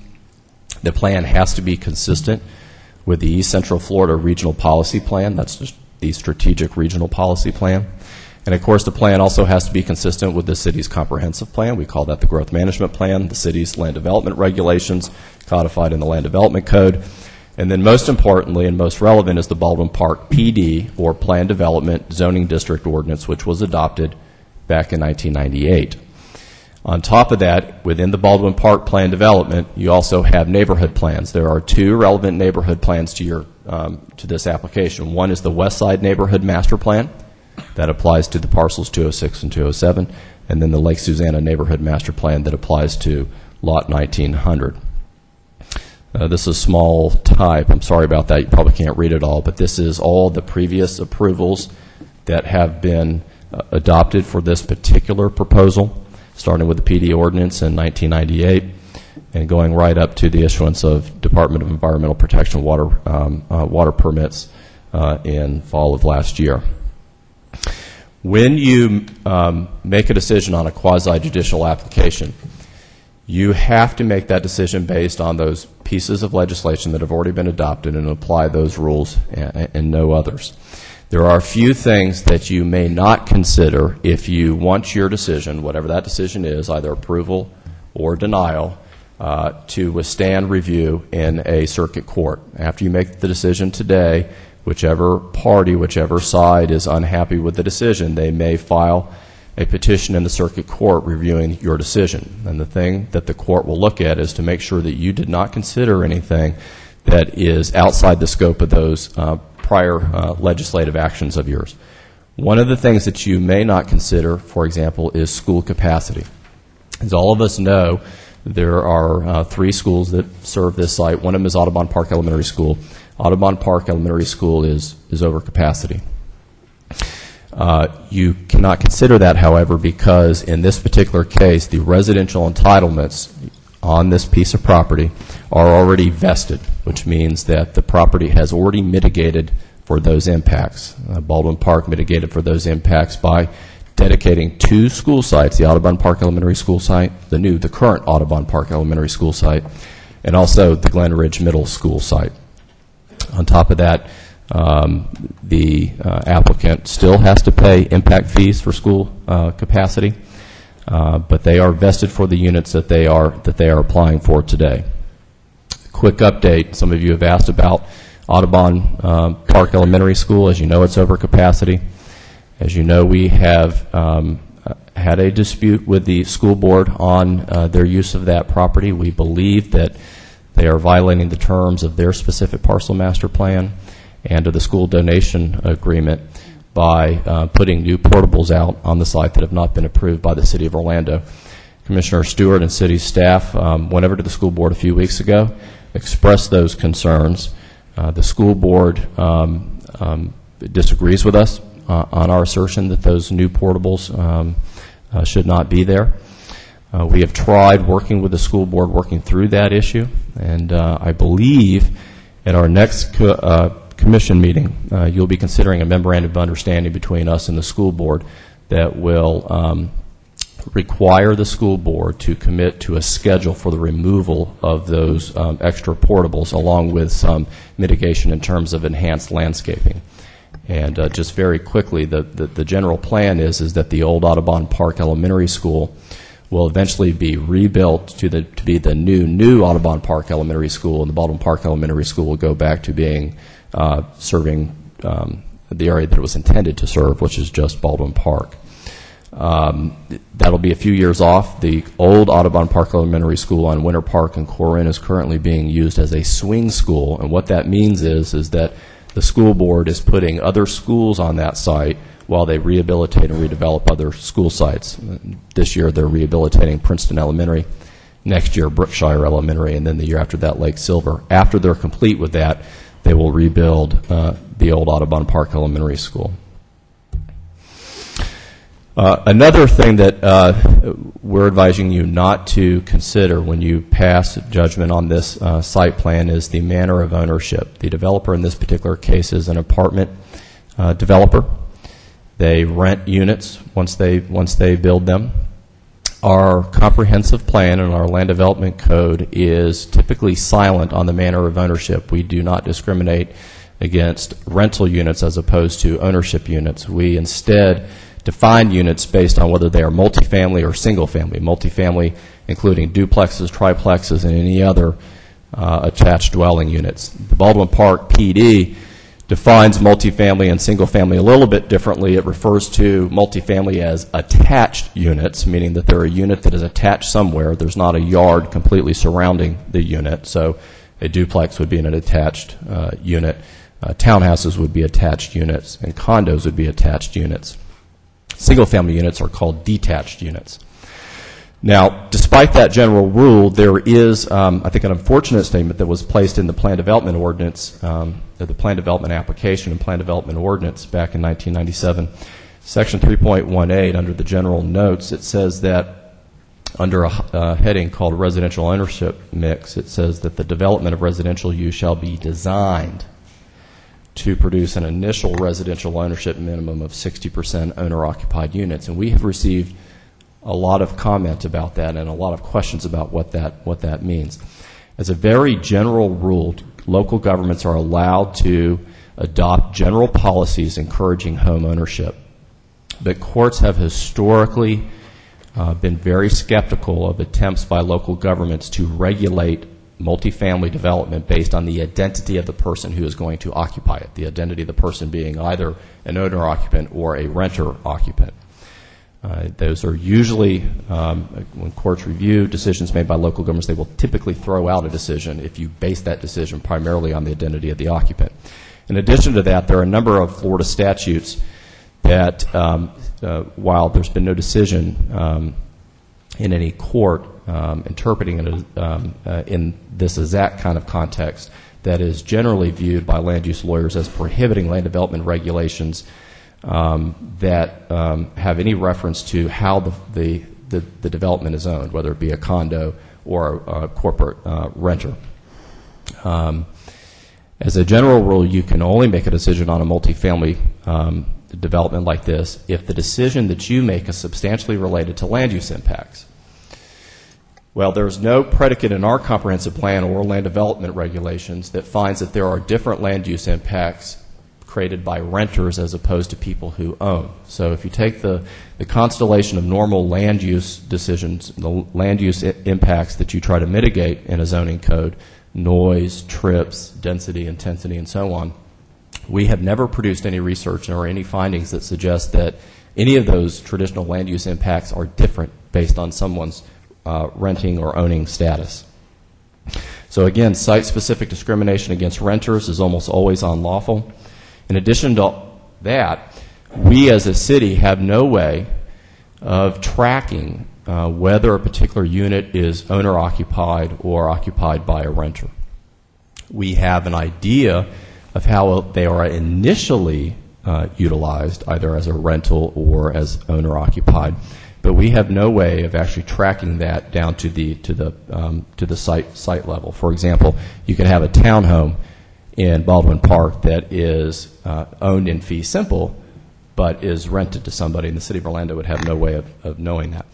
Having said all that, our recommendation to you is, as it always is when there's a complaint about a proposal that is going to be rental, to not consider it. Having said all that, our best math, your staff has gone through and to the best of their ability have counted all the different units in Baldwin Park, multifamily and otherwise, and believes that even with the approval of this particular project as an apartment rental, the total ownership mix in Baldwin Park would still be in excess of that 60% number. So even if it's aspirational and you're aspiring to that end, we believe that this proposal does not run afoul of that particular requirement. Finally, just on a little side note, there was a new statute adopted last year in the Florida legislature that preempts local governments from regulating transient rentals. Now, transient rentals are usually defined as vacation rentals. Probably doesn't apply here, but the point is that the legislature has preempted you on transient rentals if that's what was going to be proposed. Wouldn't homesteaded properties be a pretty good indication of owner-occupied? Yes, sir, because you'd have to be owner-occupied if you had an homestead. Yes, sir. And in that public record? Yes, sir. Yep. And we've run some numbers several times and believe that it's above 60%. But on rare occasions, you'll have somebody that occupies a unit, doesn't have homestead exemption. On the other hand, that doesn't tell you the full story, particularly in something like if it's an apartment, you have no idea. Right. Finally, you cannot consider whether the plan is just unpopular or not, and this was the whole point of the Snyder case that you hear us talk about all the time from back in the early 90s. Courts require you to make this decision based on competent, substantial evidence placed in the record. And opinions of surrounding landowners may help you decide whether a particular proposal is consistent with the general lay of the land, that it is consistent with the general density and intensity of the area or the aesthetics of the area, but the popularity of a proposal by itself is not competent and substantial evidence. Denial must be based only on consistency or inconsistency with the prior legislation. Finally, Florida statutes requires this body, if you are going to deny a development permit, you must cite to the applicable portions of any ordinance, rule, statute, or other legal authority for the denial of that particular permit.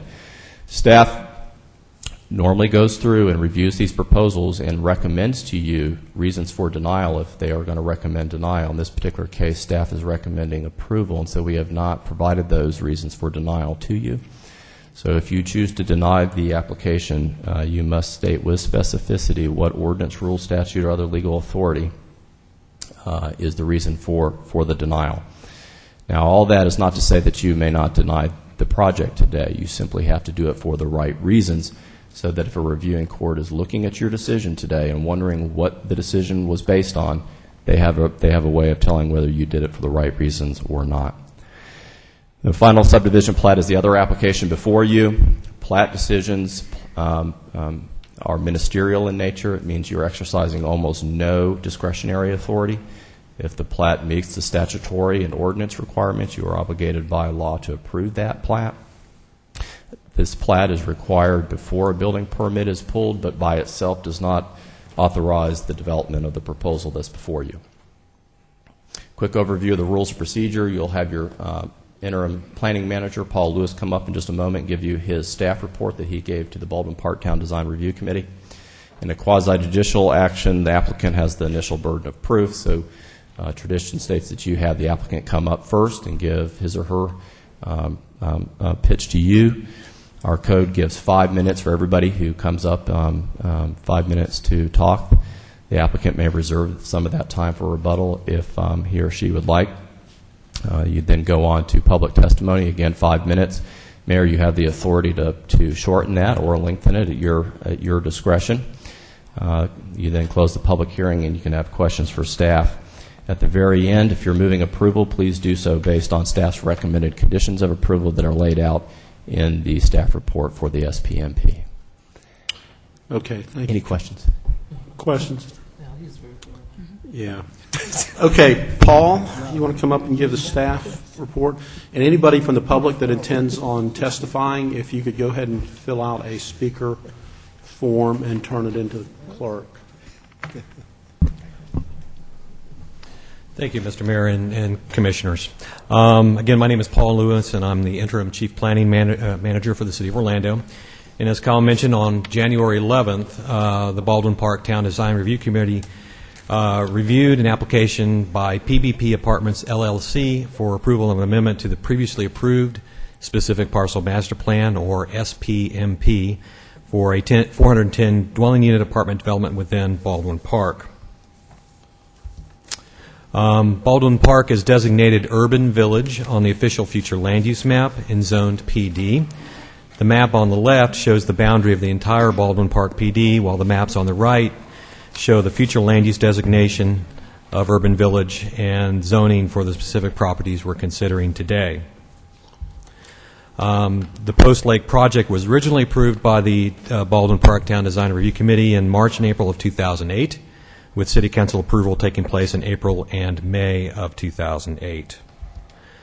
The property includes lots 206 and 207 in Baldwin Park Unit 1, which are located along the south side of Commonweigh Road between New Broad Street and Lake Baldwin Lane, and those lots are approximately 1.6 acres in size.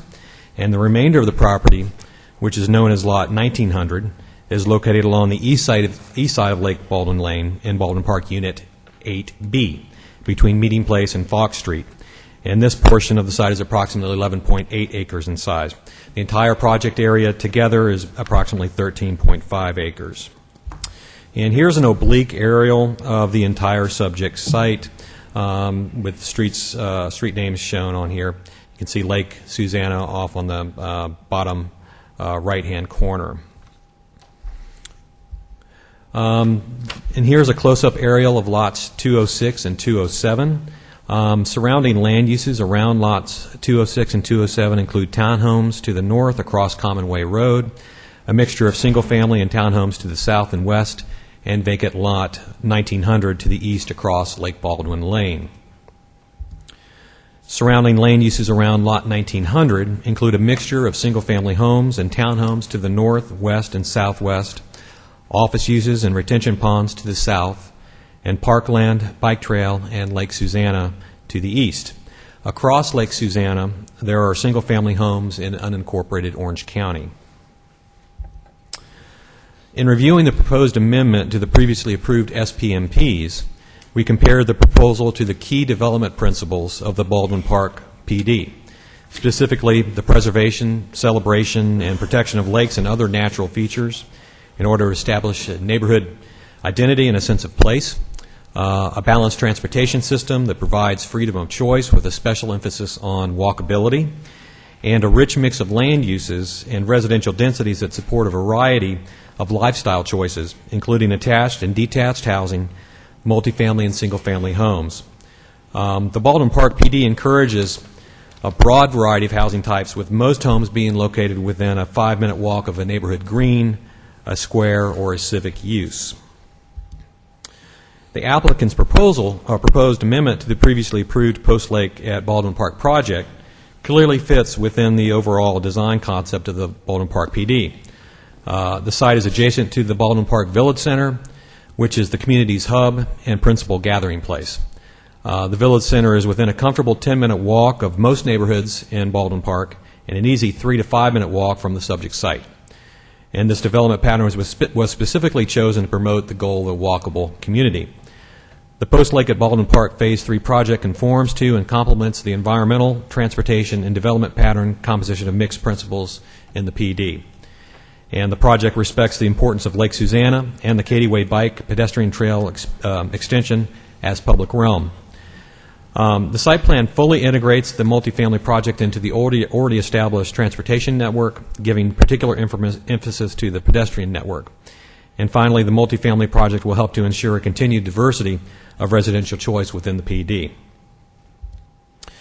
Now, the Baldwin Park PD includes both a land use plan and a regulatory plan. Those can be found on pages 18 and 19 of your staff report. This on the screen is the land use plan. The adopted land use plan shows generalized allowable land use and building types for each parcel within the Baldwin Park PD, such as detached housing, attached housing, mixed use, office, and civic. And the subject site is designated as attached housing on the adopted land use plan. We understand that there may be some general misunderstanding associated with the term attached housing. To some, that means townhomes or duplexes. However, as Colin mentioned, in the Baldwin Park PD ordinance, attached housing includes any housing type that is physically attached, one unit to another. And that includes duplexes, townhomes, condos, and apartments. The adopted regulatory plan depicts specific land use classifications for each parcel in Baldwin Park, which have corresponding development standards.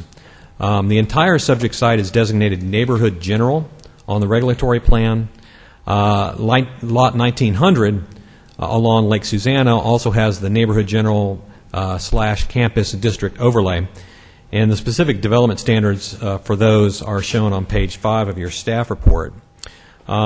The neighborhood general development standards encourage primary building orientation toward the streets and parks, specifically stating that buildings shall create a street edge and that garages or parking shall be located behind buildings or orient toward alleys. The principles of the campus district overlay call for a variety of building massing, buildings which front onto Lake Baldwin Lane as well as Lake Susanna, and continuous public access around Lake Susanna. And that public open space park, as you know, has already been constructed and is in use. The development standards for each component of the subject site have been further refined through adoption of the West Side Neighborhoods Master Plan, Package 1, and the Lake Susanna Neighborhood Master Plan. The currently adopted development standards allow 2 to 3 story multifamily attached dwellings on lots 206 and 207, and multifamily attached dwellings of up to 5 stories in height on lot 1900. The slide up shows the project site plan. The buildings are arranged so that they face the public realm, either streets or the park trail system along the shore of Lake Susanna, with parking in the rear. I've also placed a number next to each building, which denotes the height of that building. As you can see, the buildings on lots 206 and 207, west of Lake Baldwin Lane, are either 1 or 2 stories tall. The sales center is primarily 1 story tall with a tower element. I'll be showing elevations for all of these buildings in a moment. The buildings facing Lake Baldwin Lane range from 2 to 3 stories tall, and the buildings facing onto Lake Susanna range from 3 to 4 stories tall. Remember, again, the approved PD allows attached housing up to 5 stories. There are a couple of one-story buildings facing Lake Susanna, including a maintenance building on the south side and an amenity center for the community. Both the previously approved 2008 specific parcel master plans and the proposed amendment to those previously approved SPMPs have been reviewed for conformance with the PD and those associated neighborhood plans and the standards involved. This slide shows the elevations for those buildings located on lots 206 and 207, west of Lake Baldwin Lane and facing Common Way. These consist of the one-story leasing office with tower element, 2-story apartment buildings, and a 1-story garage building. The garage building actually serves 2 functions: for parking and as a way of screening the parking lot behind the apartment buildings from the public realm. That technique has been used throughout Baldwin Park. This slide shows the elevations of the buildings which face onto Lake Baldwin Lane.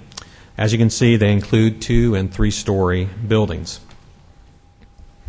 The next 2 slides show the elevations for the buildings which face Lake Susanna and the City Park Katy Way Trail extension. This particular slide shows the 4-story apartment building building's lake-facing elevations. This slide depicts the 1-story amenity building. Here you can see the elevations which face the project's parking lot as well as the lake. And the images on the right show the side elevations for that amenity building. And this slide shows the remaining building elevations for those buildings that face onto Lake Susanna. As you can see, these include 3-story apartment buildings and a 1-story maintenance building. The staff report that was included in your packets provides an analysis of the key components of the previously approved 2008 and the revised plan submitted in 2011. And that's Table 2 on page 7, and then on Table 3 on page 8. And you can read through those that analysis. I did want to mention one specific item from this analysis, and that is the issue of lakefront setback encroachments. The Baldwin Park PD Campus District Overlay Development Standards call for a 75-foot minimum building setback from the normal high water line along the Lake Susanna edge. This is actually a higher standard than our conventional land development code, where we require a 50-foot building setback from lakes. As noted in Section 12.9.102 of the PD, the planning official may authorize minor modifications to the numerical standards of the PD up to 20% of that numerical standard. In this instance, a 75-foot standard equals a allowable modification of up to 15 feet. As shown on the slide, 3 of the buildings, buildings 100, 300, and 400, have slight partial encroachments ranging from 2.3 feet to 4.87 feet into the 75-foot building setback.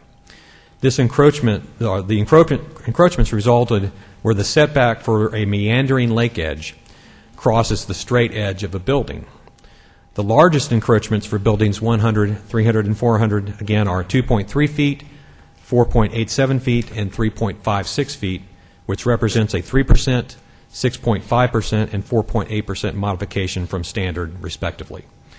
We also noted in the staff report that the minor modification being recommended for the 2011 plan is actually less than the minor modification previously approved in 2008. In reviewing the proposed amendment to the previously approved SPMPs for the Post Lake project, staff has determined that only minor adjustments have been made. Virtually all master plans, conditional use permits, and development plans reviewed by the city undergo changes. Minor changes are inevitable as a project moves from a conceptual stage to detailed, dimensioned, engineering and construction plans. Many changes are actually required by the conditions of approval. Staff is responsible for confirming that those changes have been made. And without some degree of flexibility, every project would have to be completely designed and engineered before it was approved. As I said previously, staff has determined that the adjustments made to the Post Lake plan are typical of changes made to other projects in the normal course of the development review process. The previously approved 2008 and November 2011 plans have the same type of development, attached dwelling units. Both plans have the same number of dwelling units, 410. The site plan has the same arrangement of buildings located along the street with parking in the rear. Both plans have only one 4-story building, and the architecture in both plans is consistent and has been approved by the Baldwin Park Town Architect. Staff recommends that the City Council accept the minutes of the January 11, 2012 Baldwin Park Town Design Review Committee and approve the recommended action of the TDRC regarding the Post Lake at Baldwin Park Phase 3 project. Okay, anybody have questions of Paul before we hear from the applicant? Thank you, Paul. Ms. Wilson, are you representing the applicant?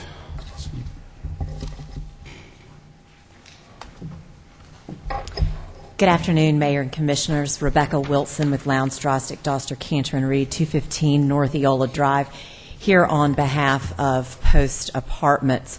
I have with me today our team of engineers and representatives from Post Apartments, if you all have any questions for them. I first want to thank staff for such a thorough presentation. I was sitting there kind of crossing out things that I don't need to go over now.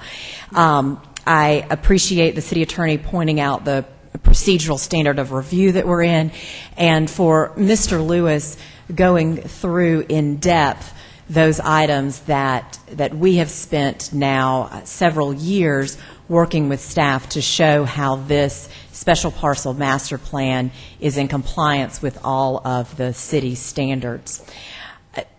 Just quickly, Post purchased this property in 2007 for almost $10 million in reliance on the entitlements that were in place to develop multifamily attached residential units. Since that time, they've spent over $2 million in reliance on those entitlements and in pursuit of their building permits. The total cost of this project, once we're through with construction, is $58 million. I mentioned this, and I mentioned the purchase on reliance of entitlements, because I want to be really clear today that we are not seeking any amendments to the growth management plan. That was already in place when we purchased this property. We're not coming to you asking to rezone the property to put more units on it. That was already in place when we purchased this property. The Baldwin Park plan development, along with the neighborhood plan that were adopted prior to us purchasing this parcel, allowed us to develop attached housing, allowed us to develop multifamily. As you saw from the slide that the city attorney put up, the amount of scrutiny this project has gone through since 2008. And at every instance, whether it was staff review, whether it was a review by your town architect, review by the municipal planning board, and twice we've gone to the Baldwin Park TDRC. At each step, there was unanimous approval that this project met all the requirements and city standards adopted. In addition, as he put up there, we also have already received all of our water management district permits, and we are currently at a place where once this plat is approved, we're ready to pull our building permits and begin construction. We agree with staff, with the Baldwin Park TDRC, with the MPB, that the proposed site plan is in compliance with the city's growth management plan, the Baldwin Park PD, the approved regulatory plan, and therefore we're requesting approval. We look forward to breaking ground. I'm happy to answer any questions that you all may have. And Mayor, I'd like to reserve the rest of my time to address any concerns that the residents may have. Okay, you have about 2 minutes and 10 seconds left. Thank you. Okay, we are going to open it for public testimony, and I have 6 requests to appear. I'm going to give everybody 5 minutes, so if you'll state your name and address, direct comments to council, If your points have already been made by somebody else, you don't need to make the exact same point. You can say that you agree with the points made by your predecessor. So the lineup is Charles Clayton, Suzanne Barnes, Alan Apskel, Barbara Tinsley, Betty Werrell, and then Bruce Stevenson. Charlie. Charles Clayton. I own the property at 5,000 Benwick Alley. But I'd like to, this projection, you can't see a lot of this stuff, I don't think, and I give the board and the post people a set of this so you Sure. can actually see. Yep. Why don't you just hand it to the clerk and she'll pass it out.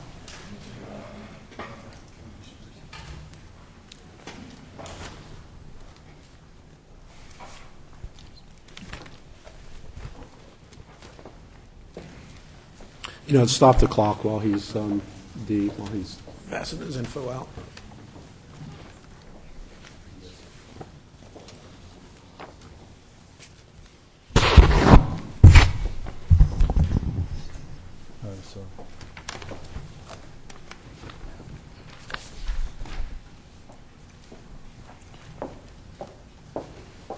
Okay, thank you very much. I appreciate y'all giving me the time. We've been through several of these meetings, and what happened was back in 2008, the public was not involved in this. We understand that now we're behind the 8 ball, and everything that goes forward from here on out has to meet the substantive rule change from 2008.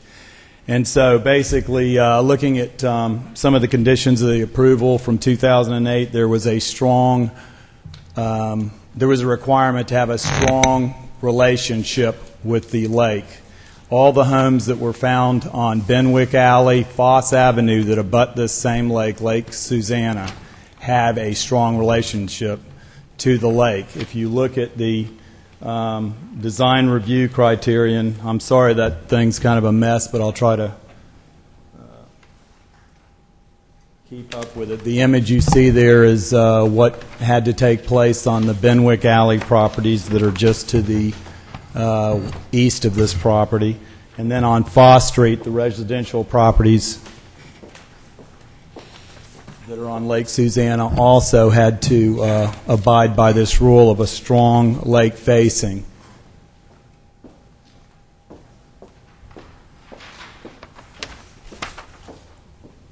It's not good. You could get that. Anyways, the architecture that you see if you go down Foss Street or Benwick Alley and how it faces the lake is a strong lake facing. If you look at the applicant's elevations, you'll find them back into the back depth of your package. You'll see that there's a strong difference in architecture and how it relates not only in 2011 now, but what it looked like back in 2008, which was more palatable and more in keeping with the original intent of the 2008 application. I believe that the 2008 application, because of the detailing and the architecture on it, was a lot more palatable than what we're looking at now. If you look at we're going to have discussions on CAD drawings and line drawings and this, that, and the other. It's plain to see that as you look at that package of the detailing that's offered in 2008 and what's offered in 2011, it's two different worlds. To speed it up, there are some different side-by-sides of what's offered in 2011 and what's offered in 2008. You're not going to see them on a little 8.5 by 11. The bigger the plan gets, the more problematic it becomes. Lastly, in the same 2008 conditions of approval, there's an AC encroachment condition that needs to be met. Along the lake shore, in the new plan, there's dozens of air conditioning units that are laid up against that park. The amenity was a swimming pool in 2008. Now it's a fitness center. So that means the MU that was shown way back in the day in the 2008 applications, that MU is down to the east. It's not behind the post property. So the amenity becomes the park behind the Benwick Alley homes and so forth. This property offers no park setting because of the shortened setback. So anyways, I greatly appreciate your time, and thanks for hearing me. Thank you, Charlie. Questions? Okay, we'll move on to Suzanne Barnes.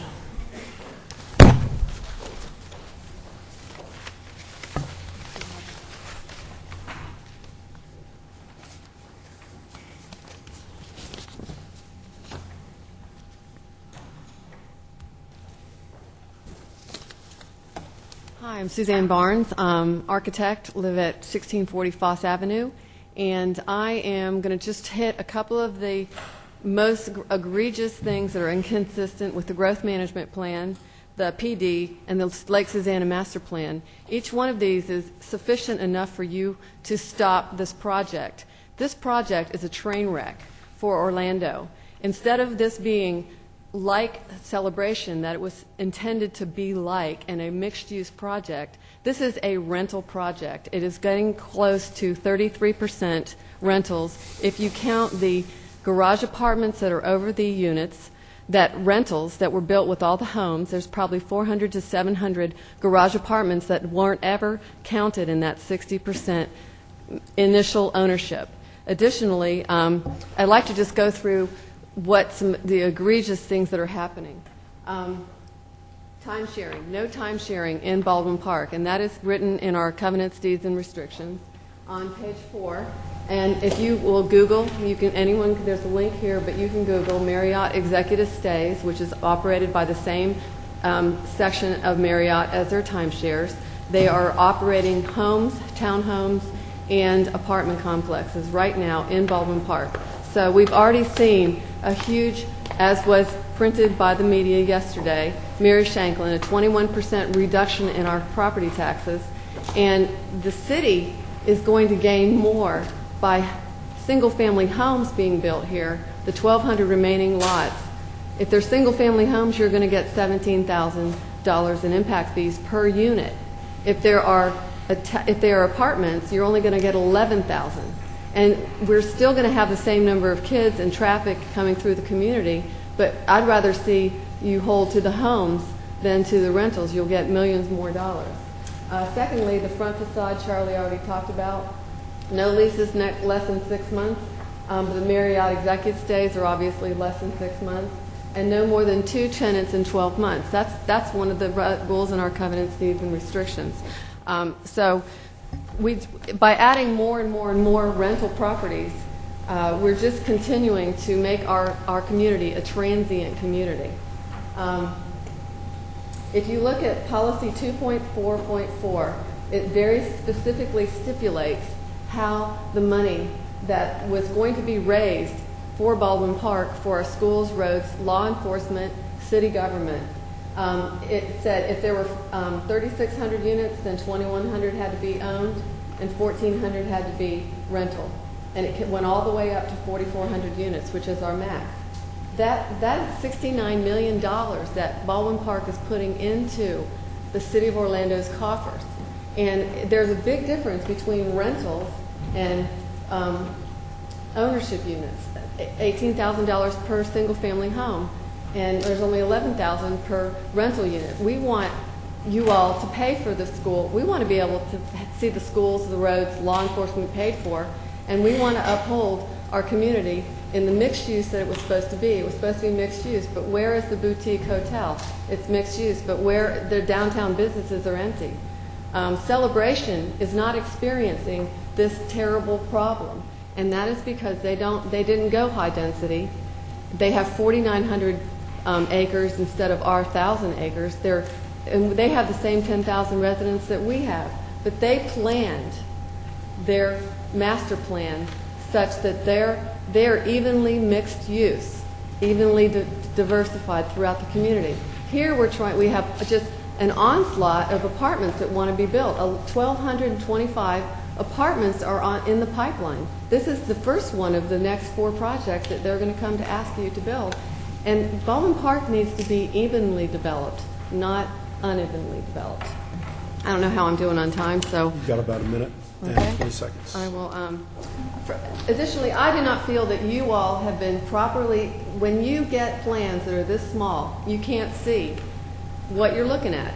And this MU is 110 feet back from the lake everywhere in the entire community. And if you look behind yourself at the City of Orlando label, it shows the setback on Lake Eola, 110 or 20, 200 feet. Those setbacks are good for the good of the community.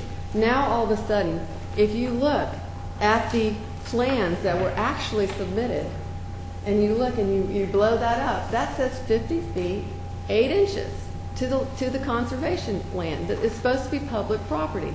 50 feet is a big encroachment off of 110 feet. And so I don't believe that when you get these teeny tiny plans that are so small you can't even see read the details, that you're getting the honest answer that you have in order to be able to judge this project. So, additionally, if construction does not commence on any work which has been granted within 12 months, such approval shall be deemed withdrawn. That is in our covenants, deeds, and Susie, you have restrictions. about 20 seconds. Okay. Wrap it up. All work shall be completed within 2 years.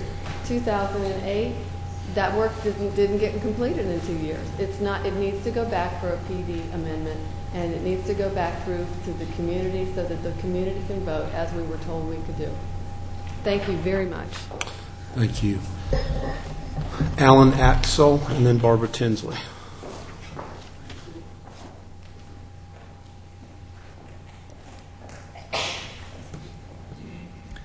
Hello, I'm Alan Axel. I am here on behalf of Charles Clayton. One thing that might not have come out on some of those graphics was Charles Clayton built a several $million house right on Lake Susanna.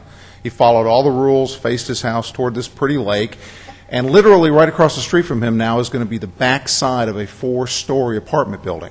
Nobody gave any consideration to the neighbors. You get some run-of-the-mill canned language that we find this to be compatible with the neighborhood. Compatible? You put a couple $1 million, nobody is looking out for the residents.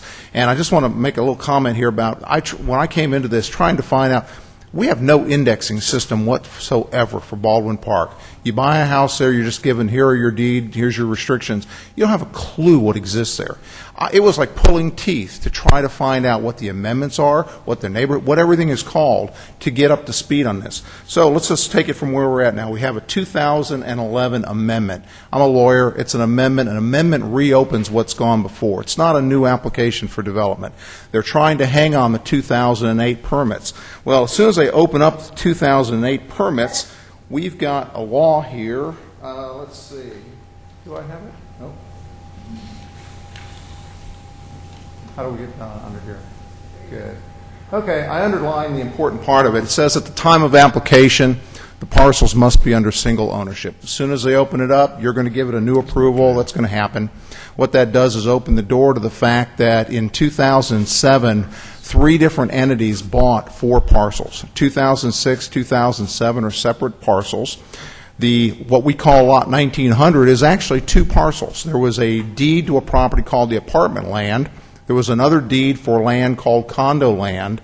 Those were 3 separate Georgia LLCs. At the time they filed that application in 2008, you had 3 different entities owning the property. This is our law. It's hard-coded in the PD. It's not waivable. It's not ignorable. It simply broke the law when we did not reject that application from day one. You're counting on staff, and staff hasn't connected the dots and done the homework on this.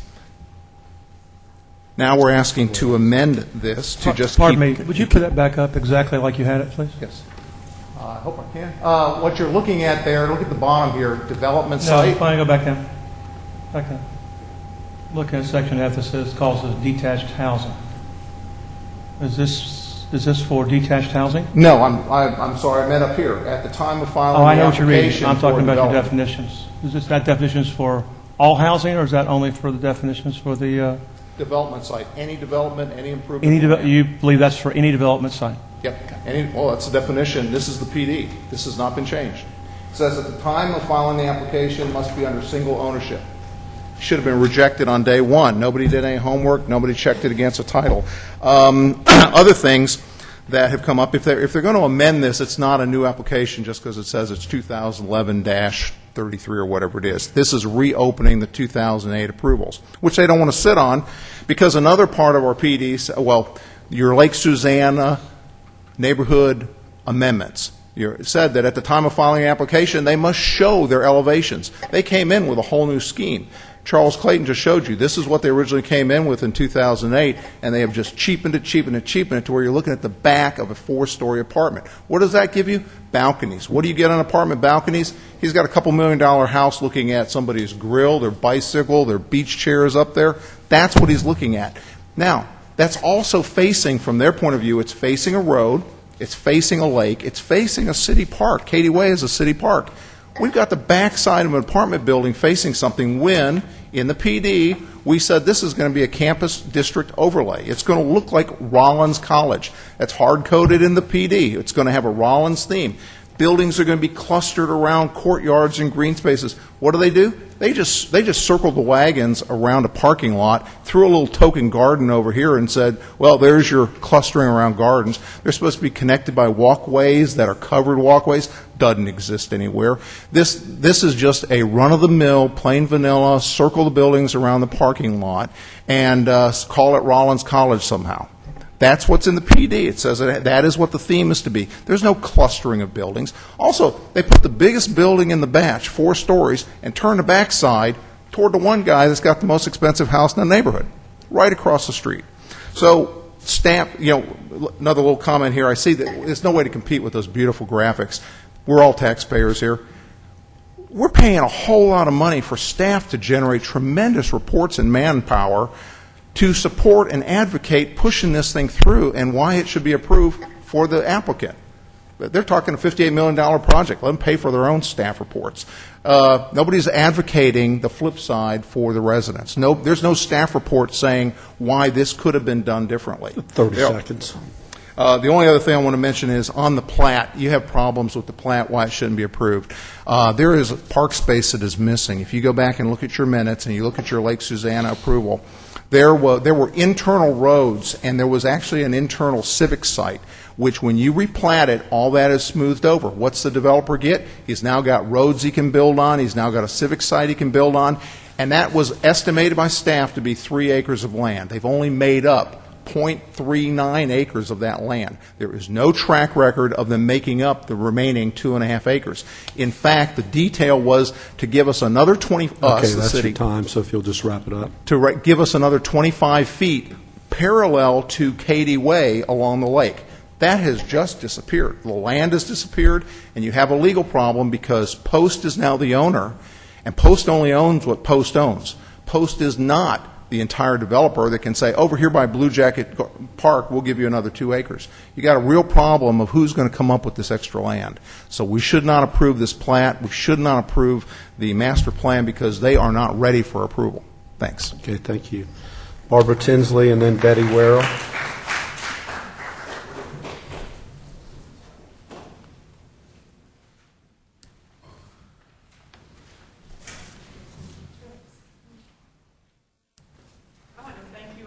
Listening to us. Those of us who live in Baldwin Park, I'm Barbara Tinsley, and I live at 980 Fern Avenue in Baldwin Park. I would like to address one thing because I don't want to take your time. Is that going to show up? I don't know. And be redundant. However, I do think that there's something that I would like for you all to consider, and that is the fact that when I purchased in Baldwin Park, I was under the understanding that in order for something to change that was not consistent with our covenants, that it would take a 50% at least vote of the owners of the community.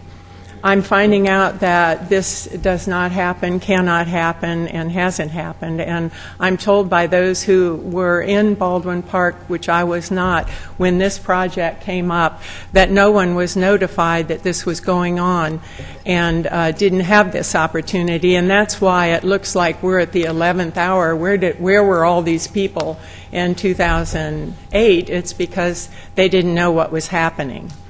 But the thing that I want to address is the ratio, and I will tell you that my understanding when I looked at this property initially was that these were going to be townhomes, and now they're apartments. And for me, it's easy to track rentals. When you see the name Post Apartment on a project, you know that's a rental. I think they were saying that it's hard to track, but I found it's not so hard to track the rentals. But anyway, I find that when I spoke the last time that I was mocked and dismissed when I gave the statistics on rental to owned in Baldwin Park. And as it turns out, it actually was on the city's website, and that's what I'm showing you here today, that in our area in Baldwin Park, this is off of the city's website, we have owner-occupied 37.4 and rental-occupied 56.3. Now, the other demographics that we checked on were Rosemont. They are owned 29%, rental 61. Metro West, 22% owned, 65% rented. Audubon Park, our neighbors, have 75% owned and 22% rent. I say to you that I would like to be a better neighbor than that. And secondly, when I bought, they were talking earlier about what they understood when they bought Post Apartments, that be. When I purchased, I thought that we were going to have a real planned development where there was some distribution close to the 60-40 that the covenant proposed. And that's pretty much all I have to say, is that I would like for you to consider these and understand that we'd like to be a better neighbor to our Audubon neighbors. Okay, Thank you. And then Betty Werrell.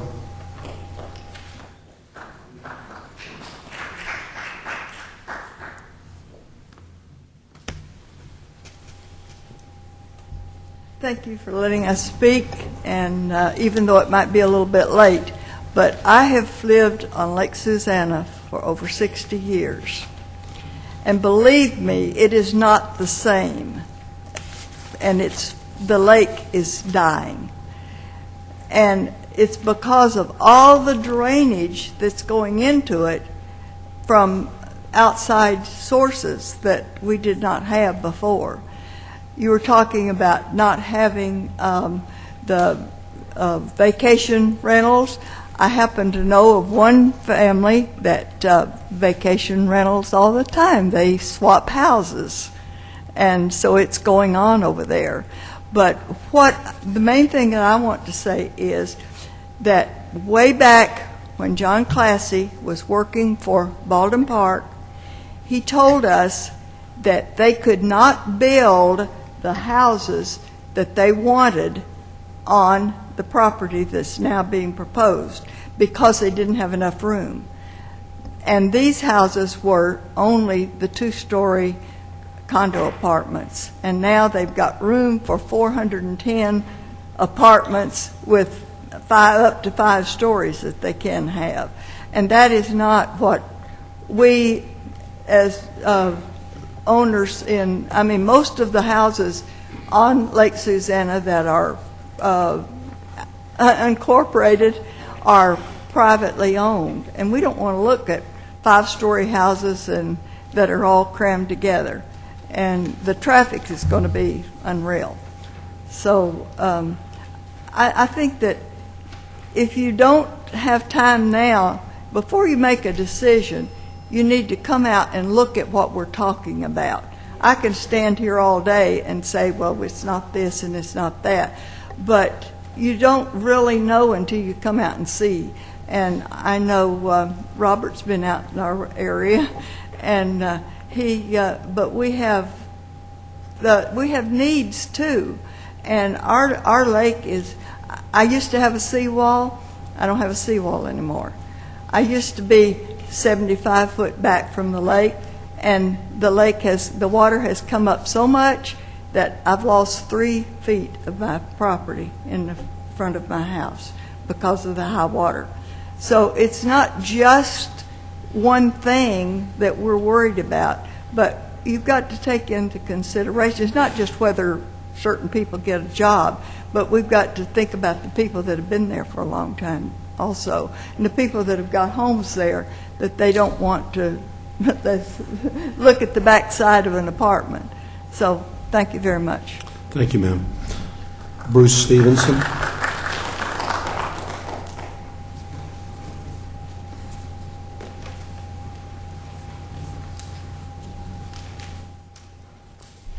Hi, my name is Bruce Stevenson. I live at 4700 Anson, which is on the corner of Common Way and Anson, so I'll be immediately adjacent to the project, and I support it. I actually teach at Rollins College. I'm in charge of a master's program in urbanism.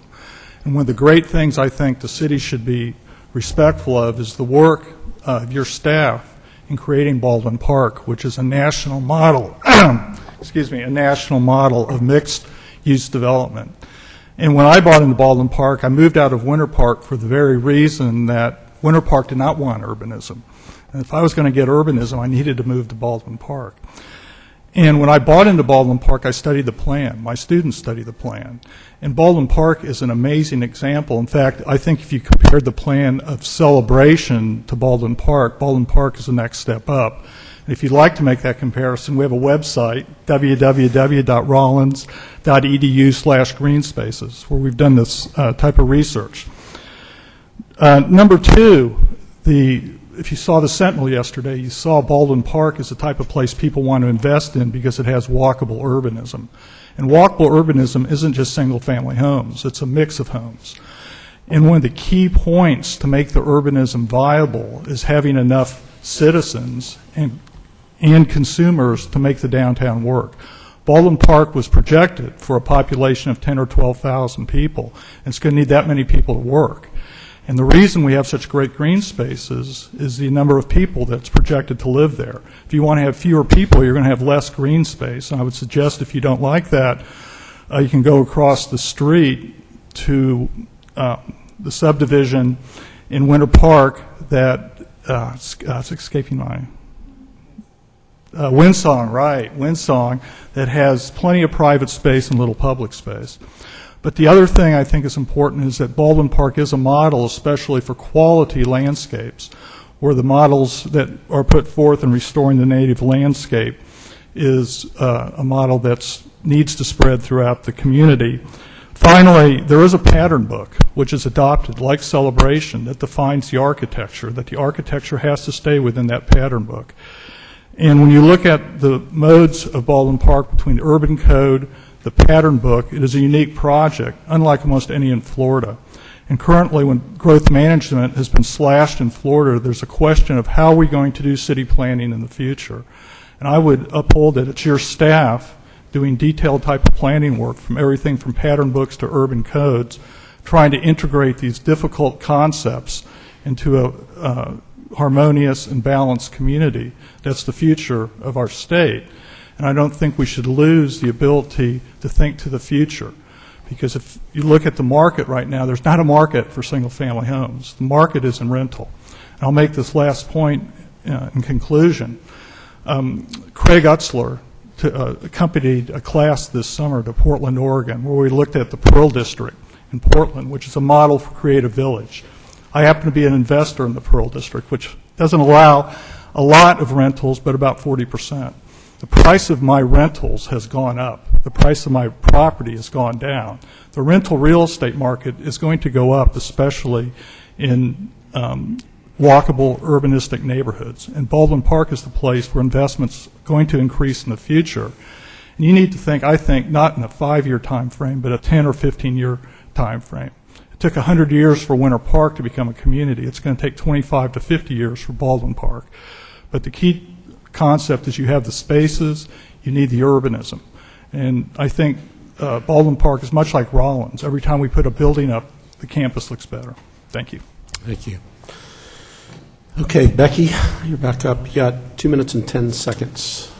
Thank you, Mayor. I will be quick. I just wanted to state that in the 4 years that we've been going through this project addressing staff's concerns, I can assure you we never felt as though staff was advocating for this project. Just the opposite. They have demanded excellence from us, and we have then gone back, revised plans, to meet their requirements and to meet those requirements of the town architect. Just quickly, with respect to air conditioning units, those are not visible from the lakeside, as stated. They are all behind architectural walls and additionally landscaping. The mews that were shown, if you're familiar with Katy Way as it goes through there, and I ride my bike out a lot, and what was stated on the plan is it says mews SFR, single family residential. That's where the mews are on Lake Susanna. That's where they were meant to be. If you look at all the plans, those mews were never on our parcel. However, the setbacks were, which also goes to there is no shortened setback. In 2008, we actually had much larger encroachments which were approved. Those encroachments have since decreased, as staff pointed out. Ms. Barnes alluded several times to the Baldwin Park CC&Rs. As you all know, and you're probably thankful that that is not a city document. Those are documents that are between the homeowners and the property owners in Baldwin Park to be regulated by those homeowners. So that's not something properly before the city. And as Professor Stevenson just pointed out, and there's concern about businesses being empty that she brought up in the town center, I can assure you that merchants that we have spoken to are very excited about this project because it's those feet on the street that they need in order to have quality restaurants and shopping experiences along Baldwin Park. With respect to ownership, Mr. Axel is correct. When we applied in 2008, we applied under two different applications because at that time there were two different owners. We since have combined ownership, so we combined the application. So here today it is one owner. And the lake concerns, just very quickly, I hear that my time is up. We do not affect that lake. We do not drain into that lake. Our stormwater has already been designed, permitted, and built elsewhere for us to drain into, and we're in compliance with all our water management district permits. I appreciate your time, and again, happy to answer any questions you all may have. Okay, thank you. Questions for Ms. Wilson or anybody else? Nope. That's not, I'm sorry, that's not the procedure. Only members up here can ask questions. All right, thank you, Ms. Wilson. Mrs. Wilson. Let's see. You want to try a motion, Commissioner Stewart? I'd like a couple questions before I do that, if you don't mind. Okay. Question of? I want to go with Kyle. All right. Kyle? Ms. Wilson did bring up the point. I want to just confirm it. I looked at the Baldwin Park governing documents, and it's my understanding that that the city is not a party to those documents and that we can't be held responsible for those documents. Is that correct? That's right, Commissioner, and I was going to mention that as well. And this is a common confusion that we have in the land use world. CC&Rs, covenants, controls, and restrictions. I think in Baldwin Park they're known as covenants, deeds, and restrictions. That is private legislation between a property owner and the person that owned the property beforehand. The city is not a party, not privy, and can't enforce or implement those private controls and restrictions. If someone believes that they are being violated, they need to consult their own attorney about that. Yeah, and that's really designed for a single-family homeowner in there to have some separate deeds and restrictions and controls around how he would work his property. Yes, sir. Not commercial property in this case, That's and right. not covered by that. Mm-hmm. There have been some questions people have raised to me that the issue is concerning those people in this building, in these buildings would be eligible for other benefits within Baldwin Park, pools and those kind of things. They aren't members and can't be members of the ROA as far as I understand because it's commercial property. And so therefore they logically would. I don't know. I'm looking to the planners who may know. Becky, do you know? Can you, please? Commissioner Stewart, we actually are members of the Property Owner Association, and we pay into that just based on the amount of property that we owe, and just... But are your renters eligible? That's a different question between post properties and your renters. Yes, Yeah, okay. yes, and we've already paid over $200,000 in dues and have had zero effect on those. And again, that's part of those private agreements in the CC&Rs. Okay, great, thank you. Mr. Lewis, have a question.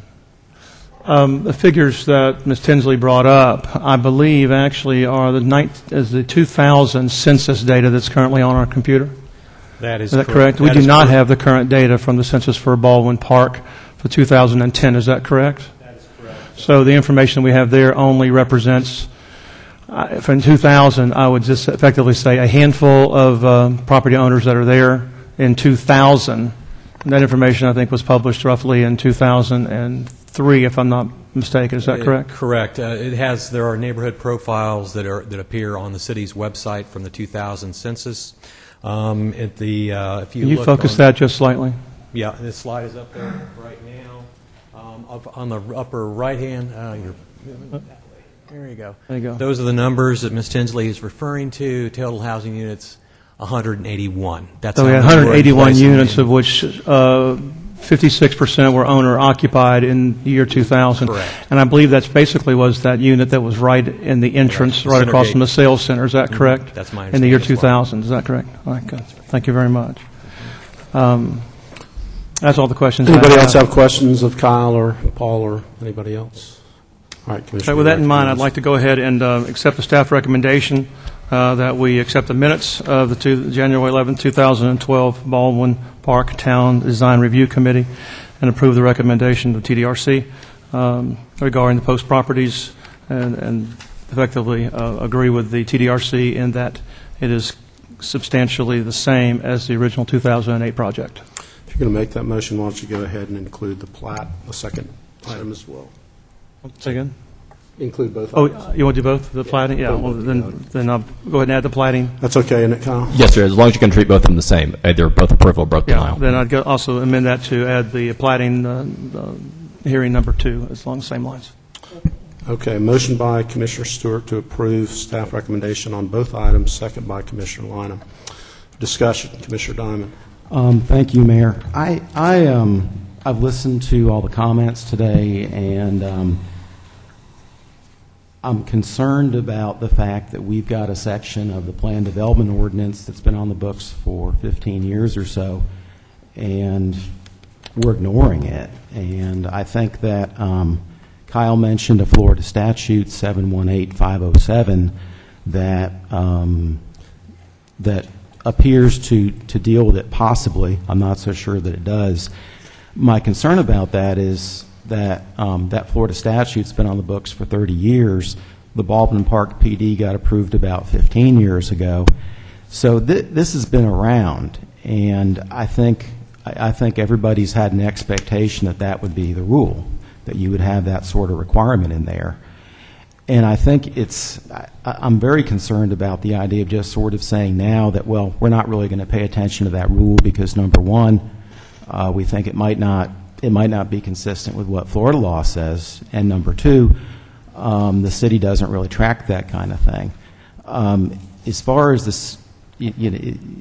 city not being able to track that kind of thing, I'm looking at the item that's coming up next on our agenda, which is to approve the Local Government Comprehensive Planning Certification Agreement 2011 Annual Report. And on page 16, the title is Owner-Occupied Dwelling Units in the City of Orlando. Page 17 is Owner-Occupied Dwelling Units in the Paramore Heritage Neighborhood. Page 18 is, or page 19 is number of cost-burdened owner-occupied households / total owner-occupied households. And that's to say that even though, I think Kyle said it might have been unfortunate that the 60% rule got put in, the fact of the matter is it got put in. And I don't think you can just ignore it. I know that I'd seen a chart prepared by staff that showed 61% of the housing product would be ownership. And I think that includes a good number of future development, which is presumed to be ownership. But if we're going to say that we're not going to look at that rule anymore that requires a certain amount of ownership versus rental, I don't see how you can count it, and that's my concern with this. Excuse me. And I think that's frankly inconsistent with the Plan Development Ordinance, Section 3.18 of it. And I think we need to resolve this. I don't think it's a good idea to just say, well, we think this rule that we have might not be okay, and that's reason not to take that into consideration for this. So for that reason, I am not going to support this because I think it's inconsistent with Section 3.18 of the Plan Development Ordinance. Anybody else? I want to thank the residents from Baldwin Park who came out and testified today. I love that you're passionate about your neighborhood because Baldwin Park is a very unique and special place. And I was in the legislature when the base closed, and everybody was all doom and gloom and, you know, what's going to happen? This is the most awful thing that has ever happened to our community, that all those Navy jobs are going to go away, and the tattoo parlors and the strip joints and everything else that goes along with being surrounded by or around a Navy base. And then lo and behold, it was probably the best thing that happened to our community was that Baldwin Park or that we were able to redevelop that Naval Training Center into what has become a premier project around the entire country. People come here to see Baldwin Park and marvel at what it's become. And my understanding of the initial concept was that Baldwin Park was going to be a very mixed type of housing neighborhood, that it wouldn't be all single family, that there would be, mixed income housing for that matter. And this seems consistent with that. It also appears to me, I know Mayanne or Kyle or Jody would not want me to say this, but it appears to me that if we don't approve this, the applicant would have a great likelihood of success in circuit court. And I think if we expect people to invest in our community and pay $10 million or $58 million, whatever it is, we can't change the rules in the middle of the game, and that developers have to have some certainty. And I know it's not going to make some of the folks happy here, but I feel compelled to support the motion. Commissioner Lynham. Mayor, I just wanted to make one comment. I was here when we received the property from the Navy base, was here when we sold it for the development, and the idea was mixed use and mixed income. So I embrace it because it is a beautiful place, and I do know it, and I've gone down every street over there and sometimes get down to shop at Publix. So I'm supporting it because I do believe in mixed income and mixed use. And had power mortgages utterly devastated through the years of families moving out. But that's a great investment for the city. That's why I supported it then. And let me assure you, that was not a popular decision in 2000 when we literally sold it for $1 million or $2 million. And to see the return was a great investment. So I supported it then, and I support it now. All right, further comment. Hearing none, all in favor of the motion indicate so by saying aye. Aye.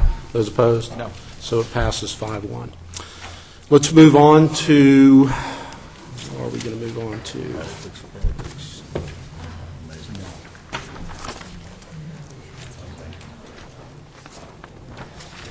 All right, Madam Clerk, we're on hearings.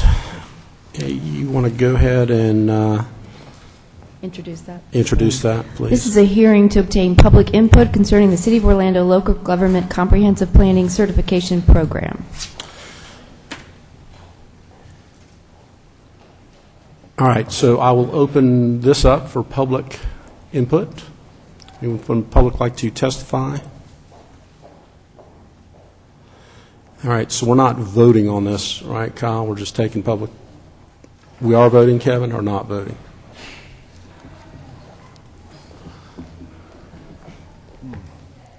I think you're not, Mayor, no, you're not voting. This is just simply to let people testify if they want to once a year we're required to have a public hearing before we submit the annual report to the state, and that's what we have here today. Okay, then I'll ask you, anybody want to testify? Seeing none, we'll close the public hearing and move to hearings. Ordinances, first reading, number 1. An ordinance of the City Council of the City of Orlando, Florida, amending the city growth management plan to designate certain real property generally located at the northeast corner of the intersection of Martin Anderson Beachline Expressway and Narcoossee Road comprised of about 29 acres, as community activity center on the city's official future land use map, amending sub-area policy S39.1 to exclude said property, and creating new sub-area policy S39.6 to include said property, providing for severability, correction of scrivener's errors, and an effective date. So moved. Second. Motion by Commissioner Diamond, second by Commissioner Sheehan. Is there anyone from the public like to testify on this matter? Discussion among commissioners. Hearing none, all in favor of the motion indicate so by saying aye. Aye. Those opposed, motion carries. Number 2, Madam Clerk. An ordinance of the City of Orlando, Florida, amending the growth management plan to amend future land use element policy 1.3.3, amend urban design element objective 6.8 and associated policies, amend transportation element figures TE49 and TE49A, amend recreation element figures R20A, R20B, and R1 Part A, and amend future land use element objective 1.6 and associated policies, providing for severability and an effective date. So moved. Second. Motion by Commissioner Lineham, second by Commissioner Stewart. Is there anyone from the public like to testify on this matter? Discussion among commissioners. Hearing none, all in favor of the motion indicate so by saying aye. Aye. Those opposed, motion carries. All right, that concludes the official business of the Orlando City Council for today, February 6, 2012. Thank you for tuning in.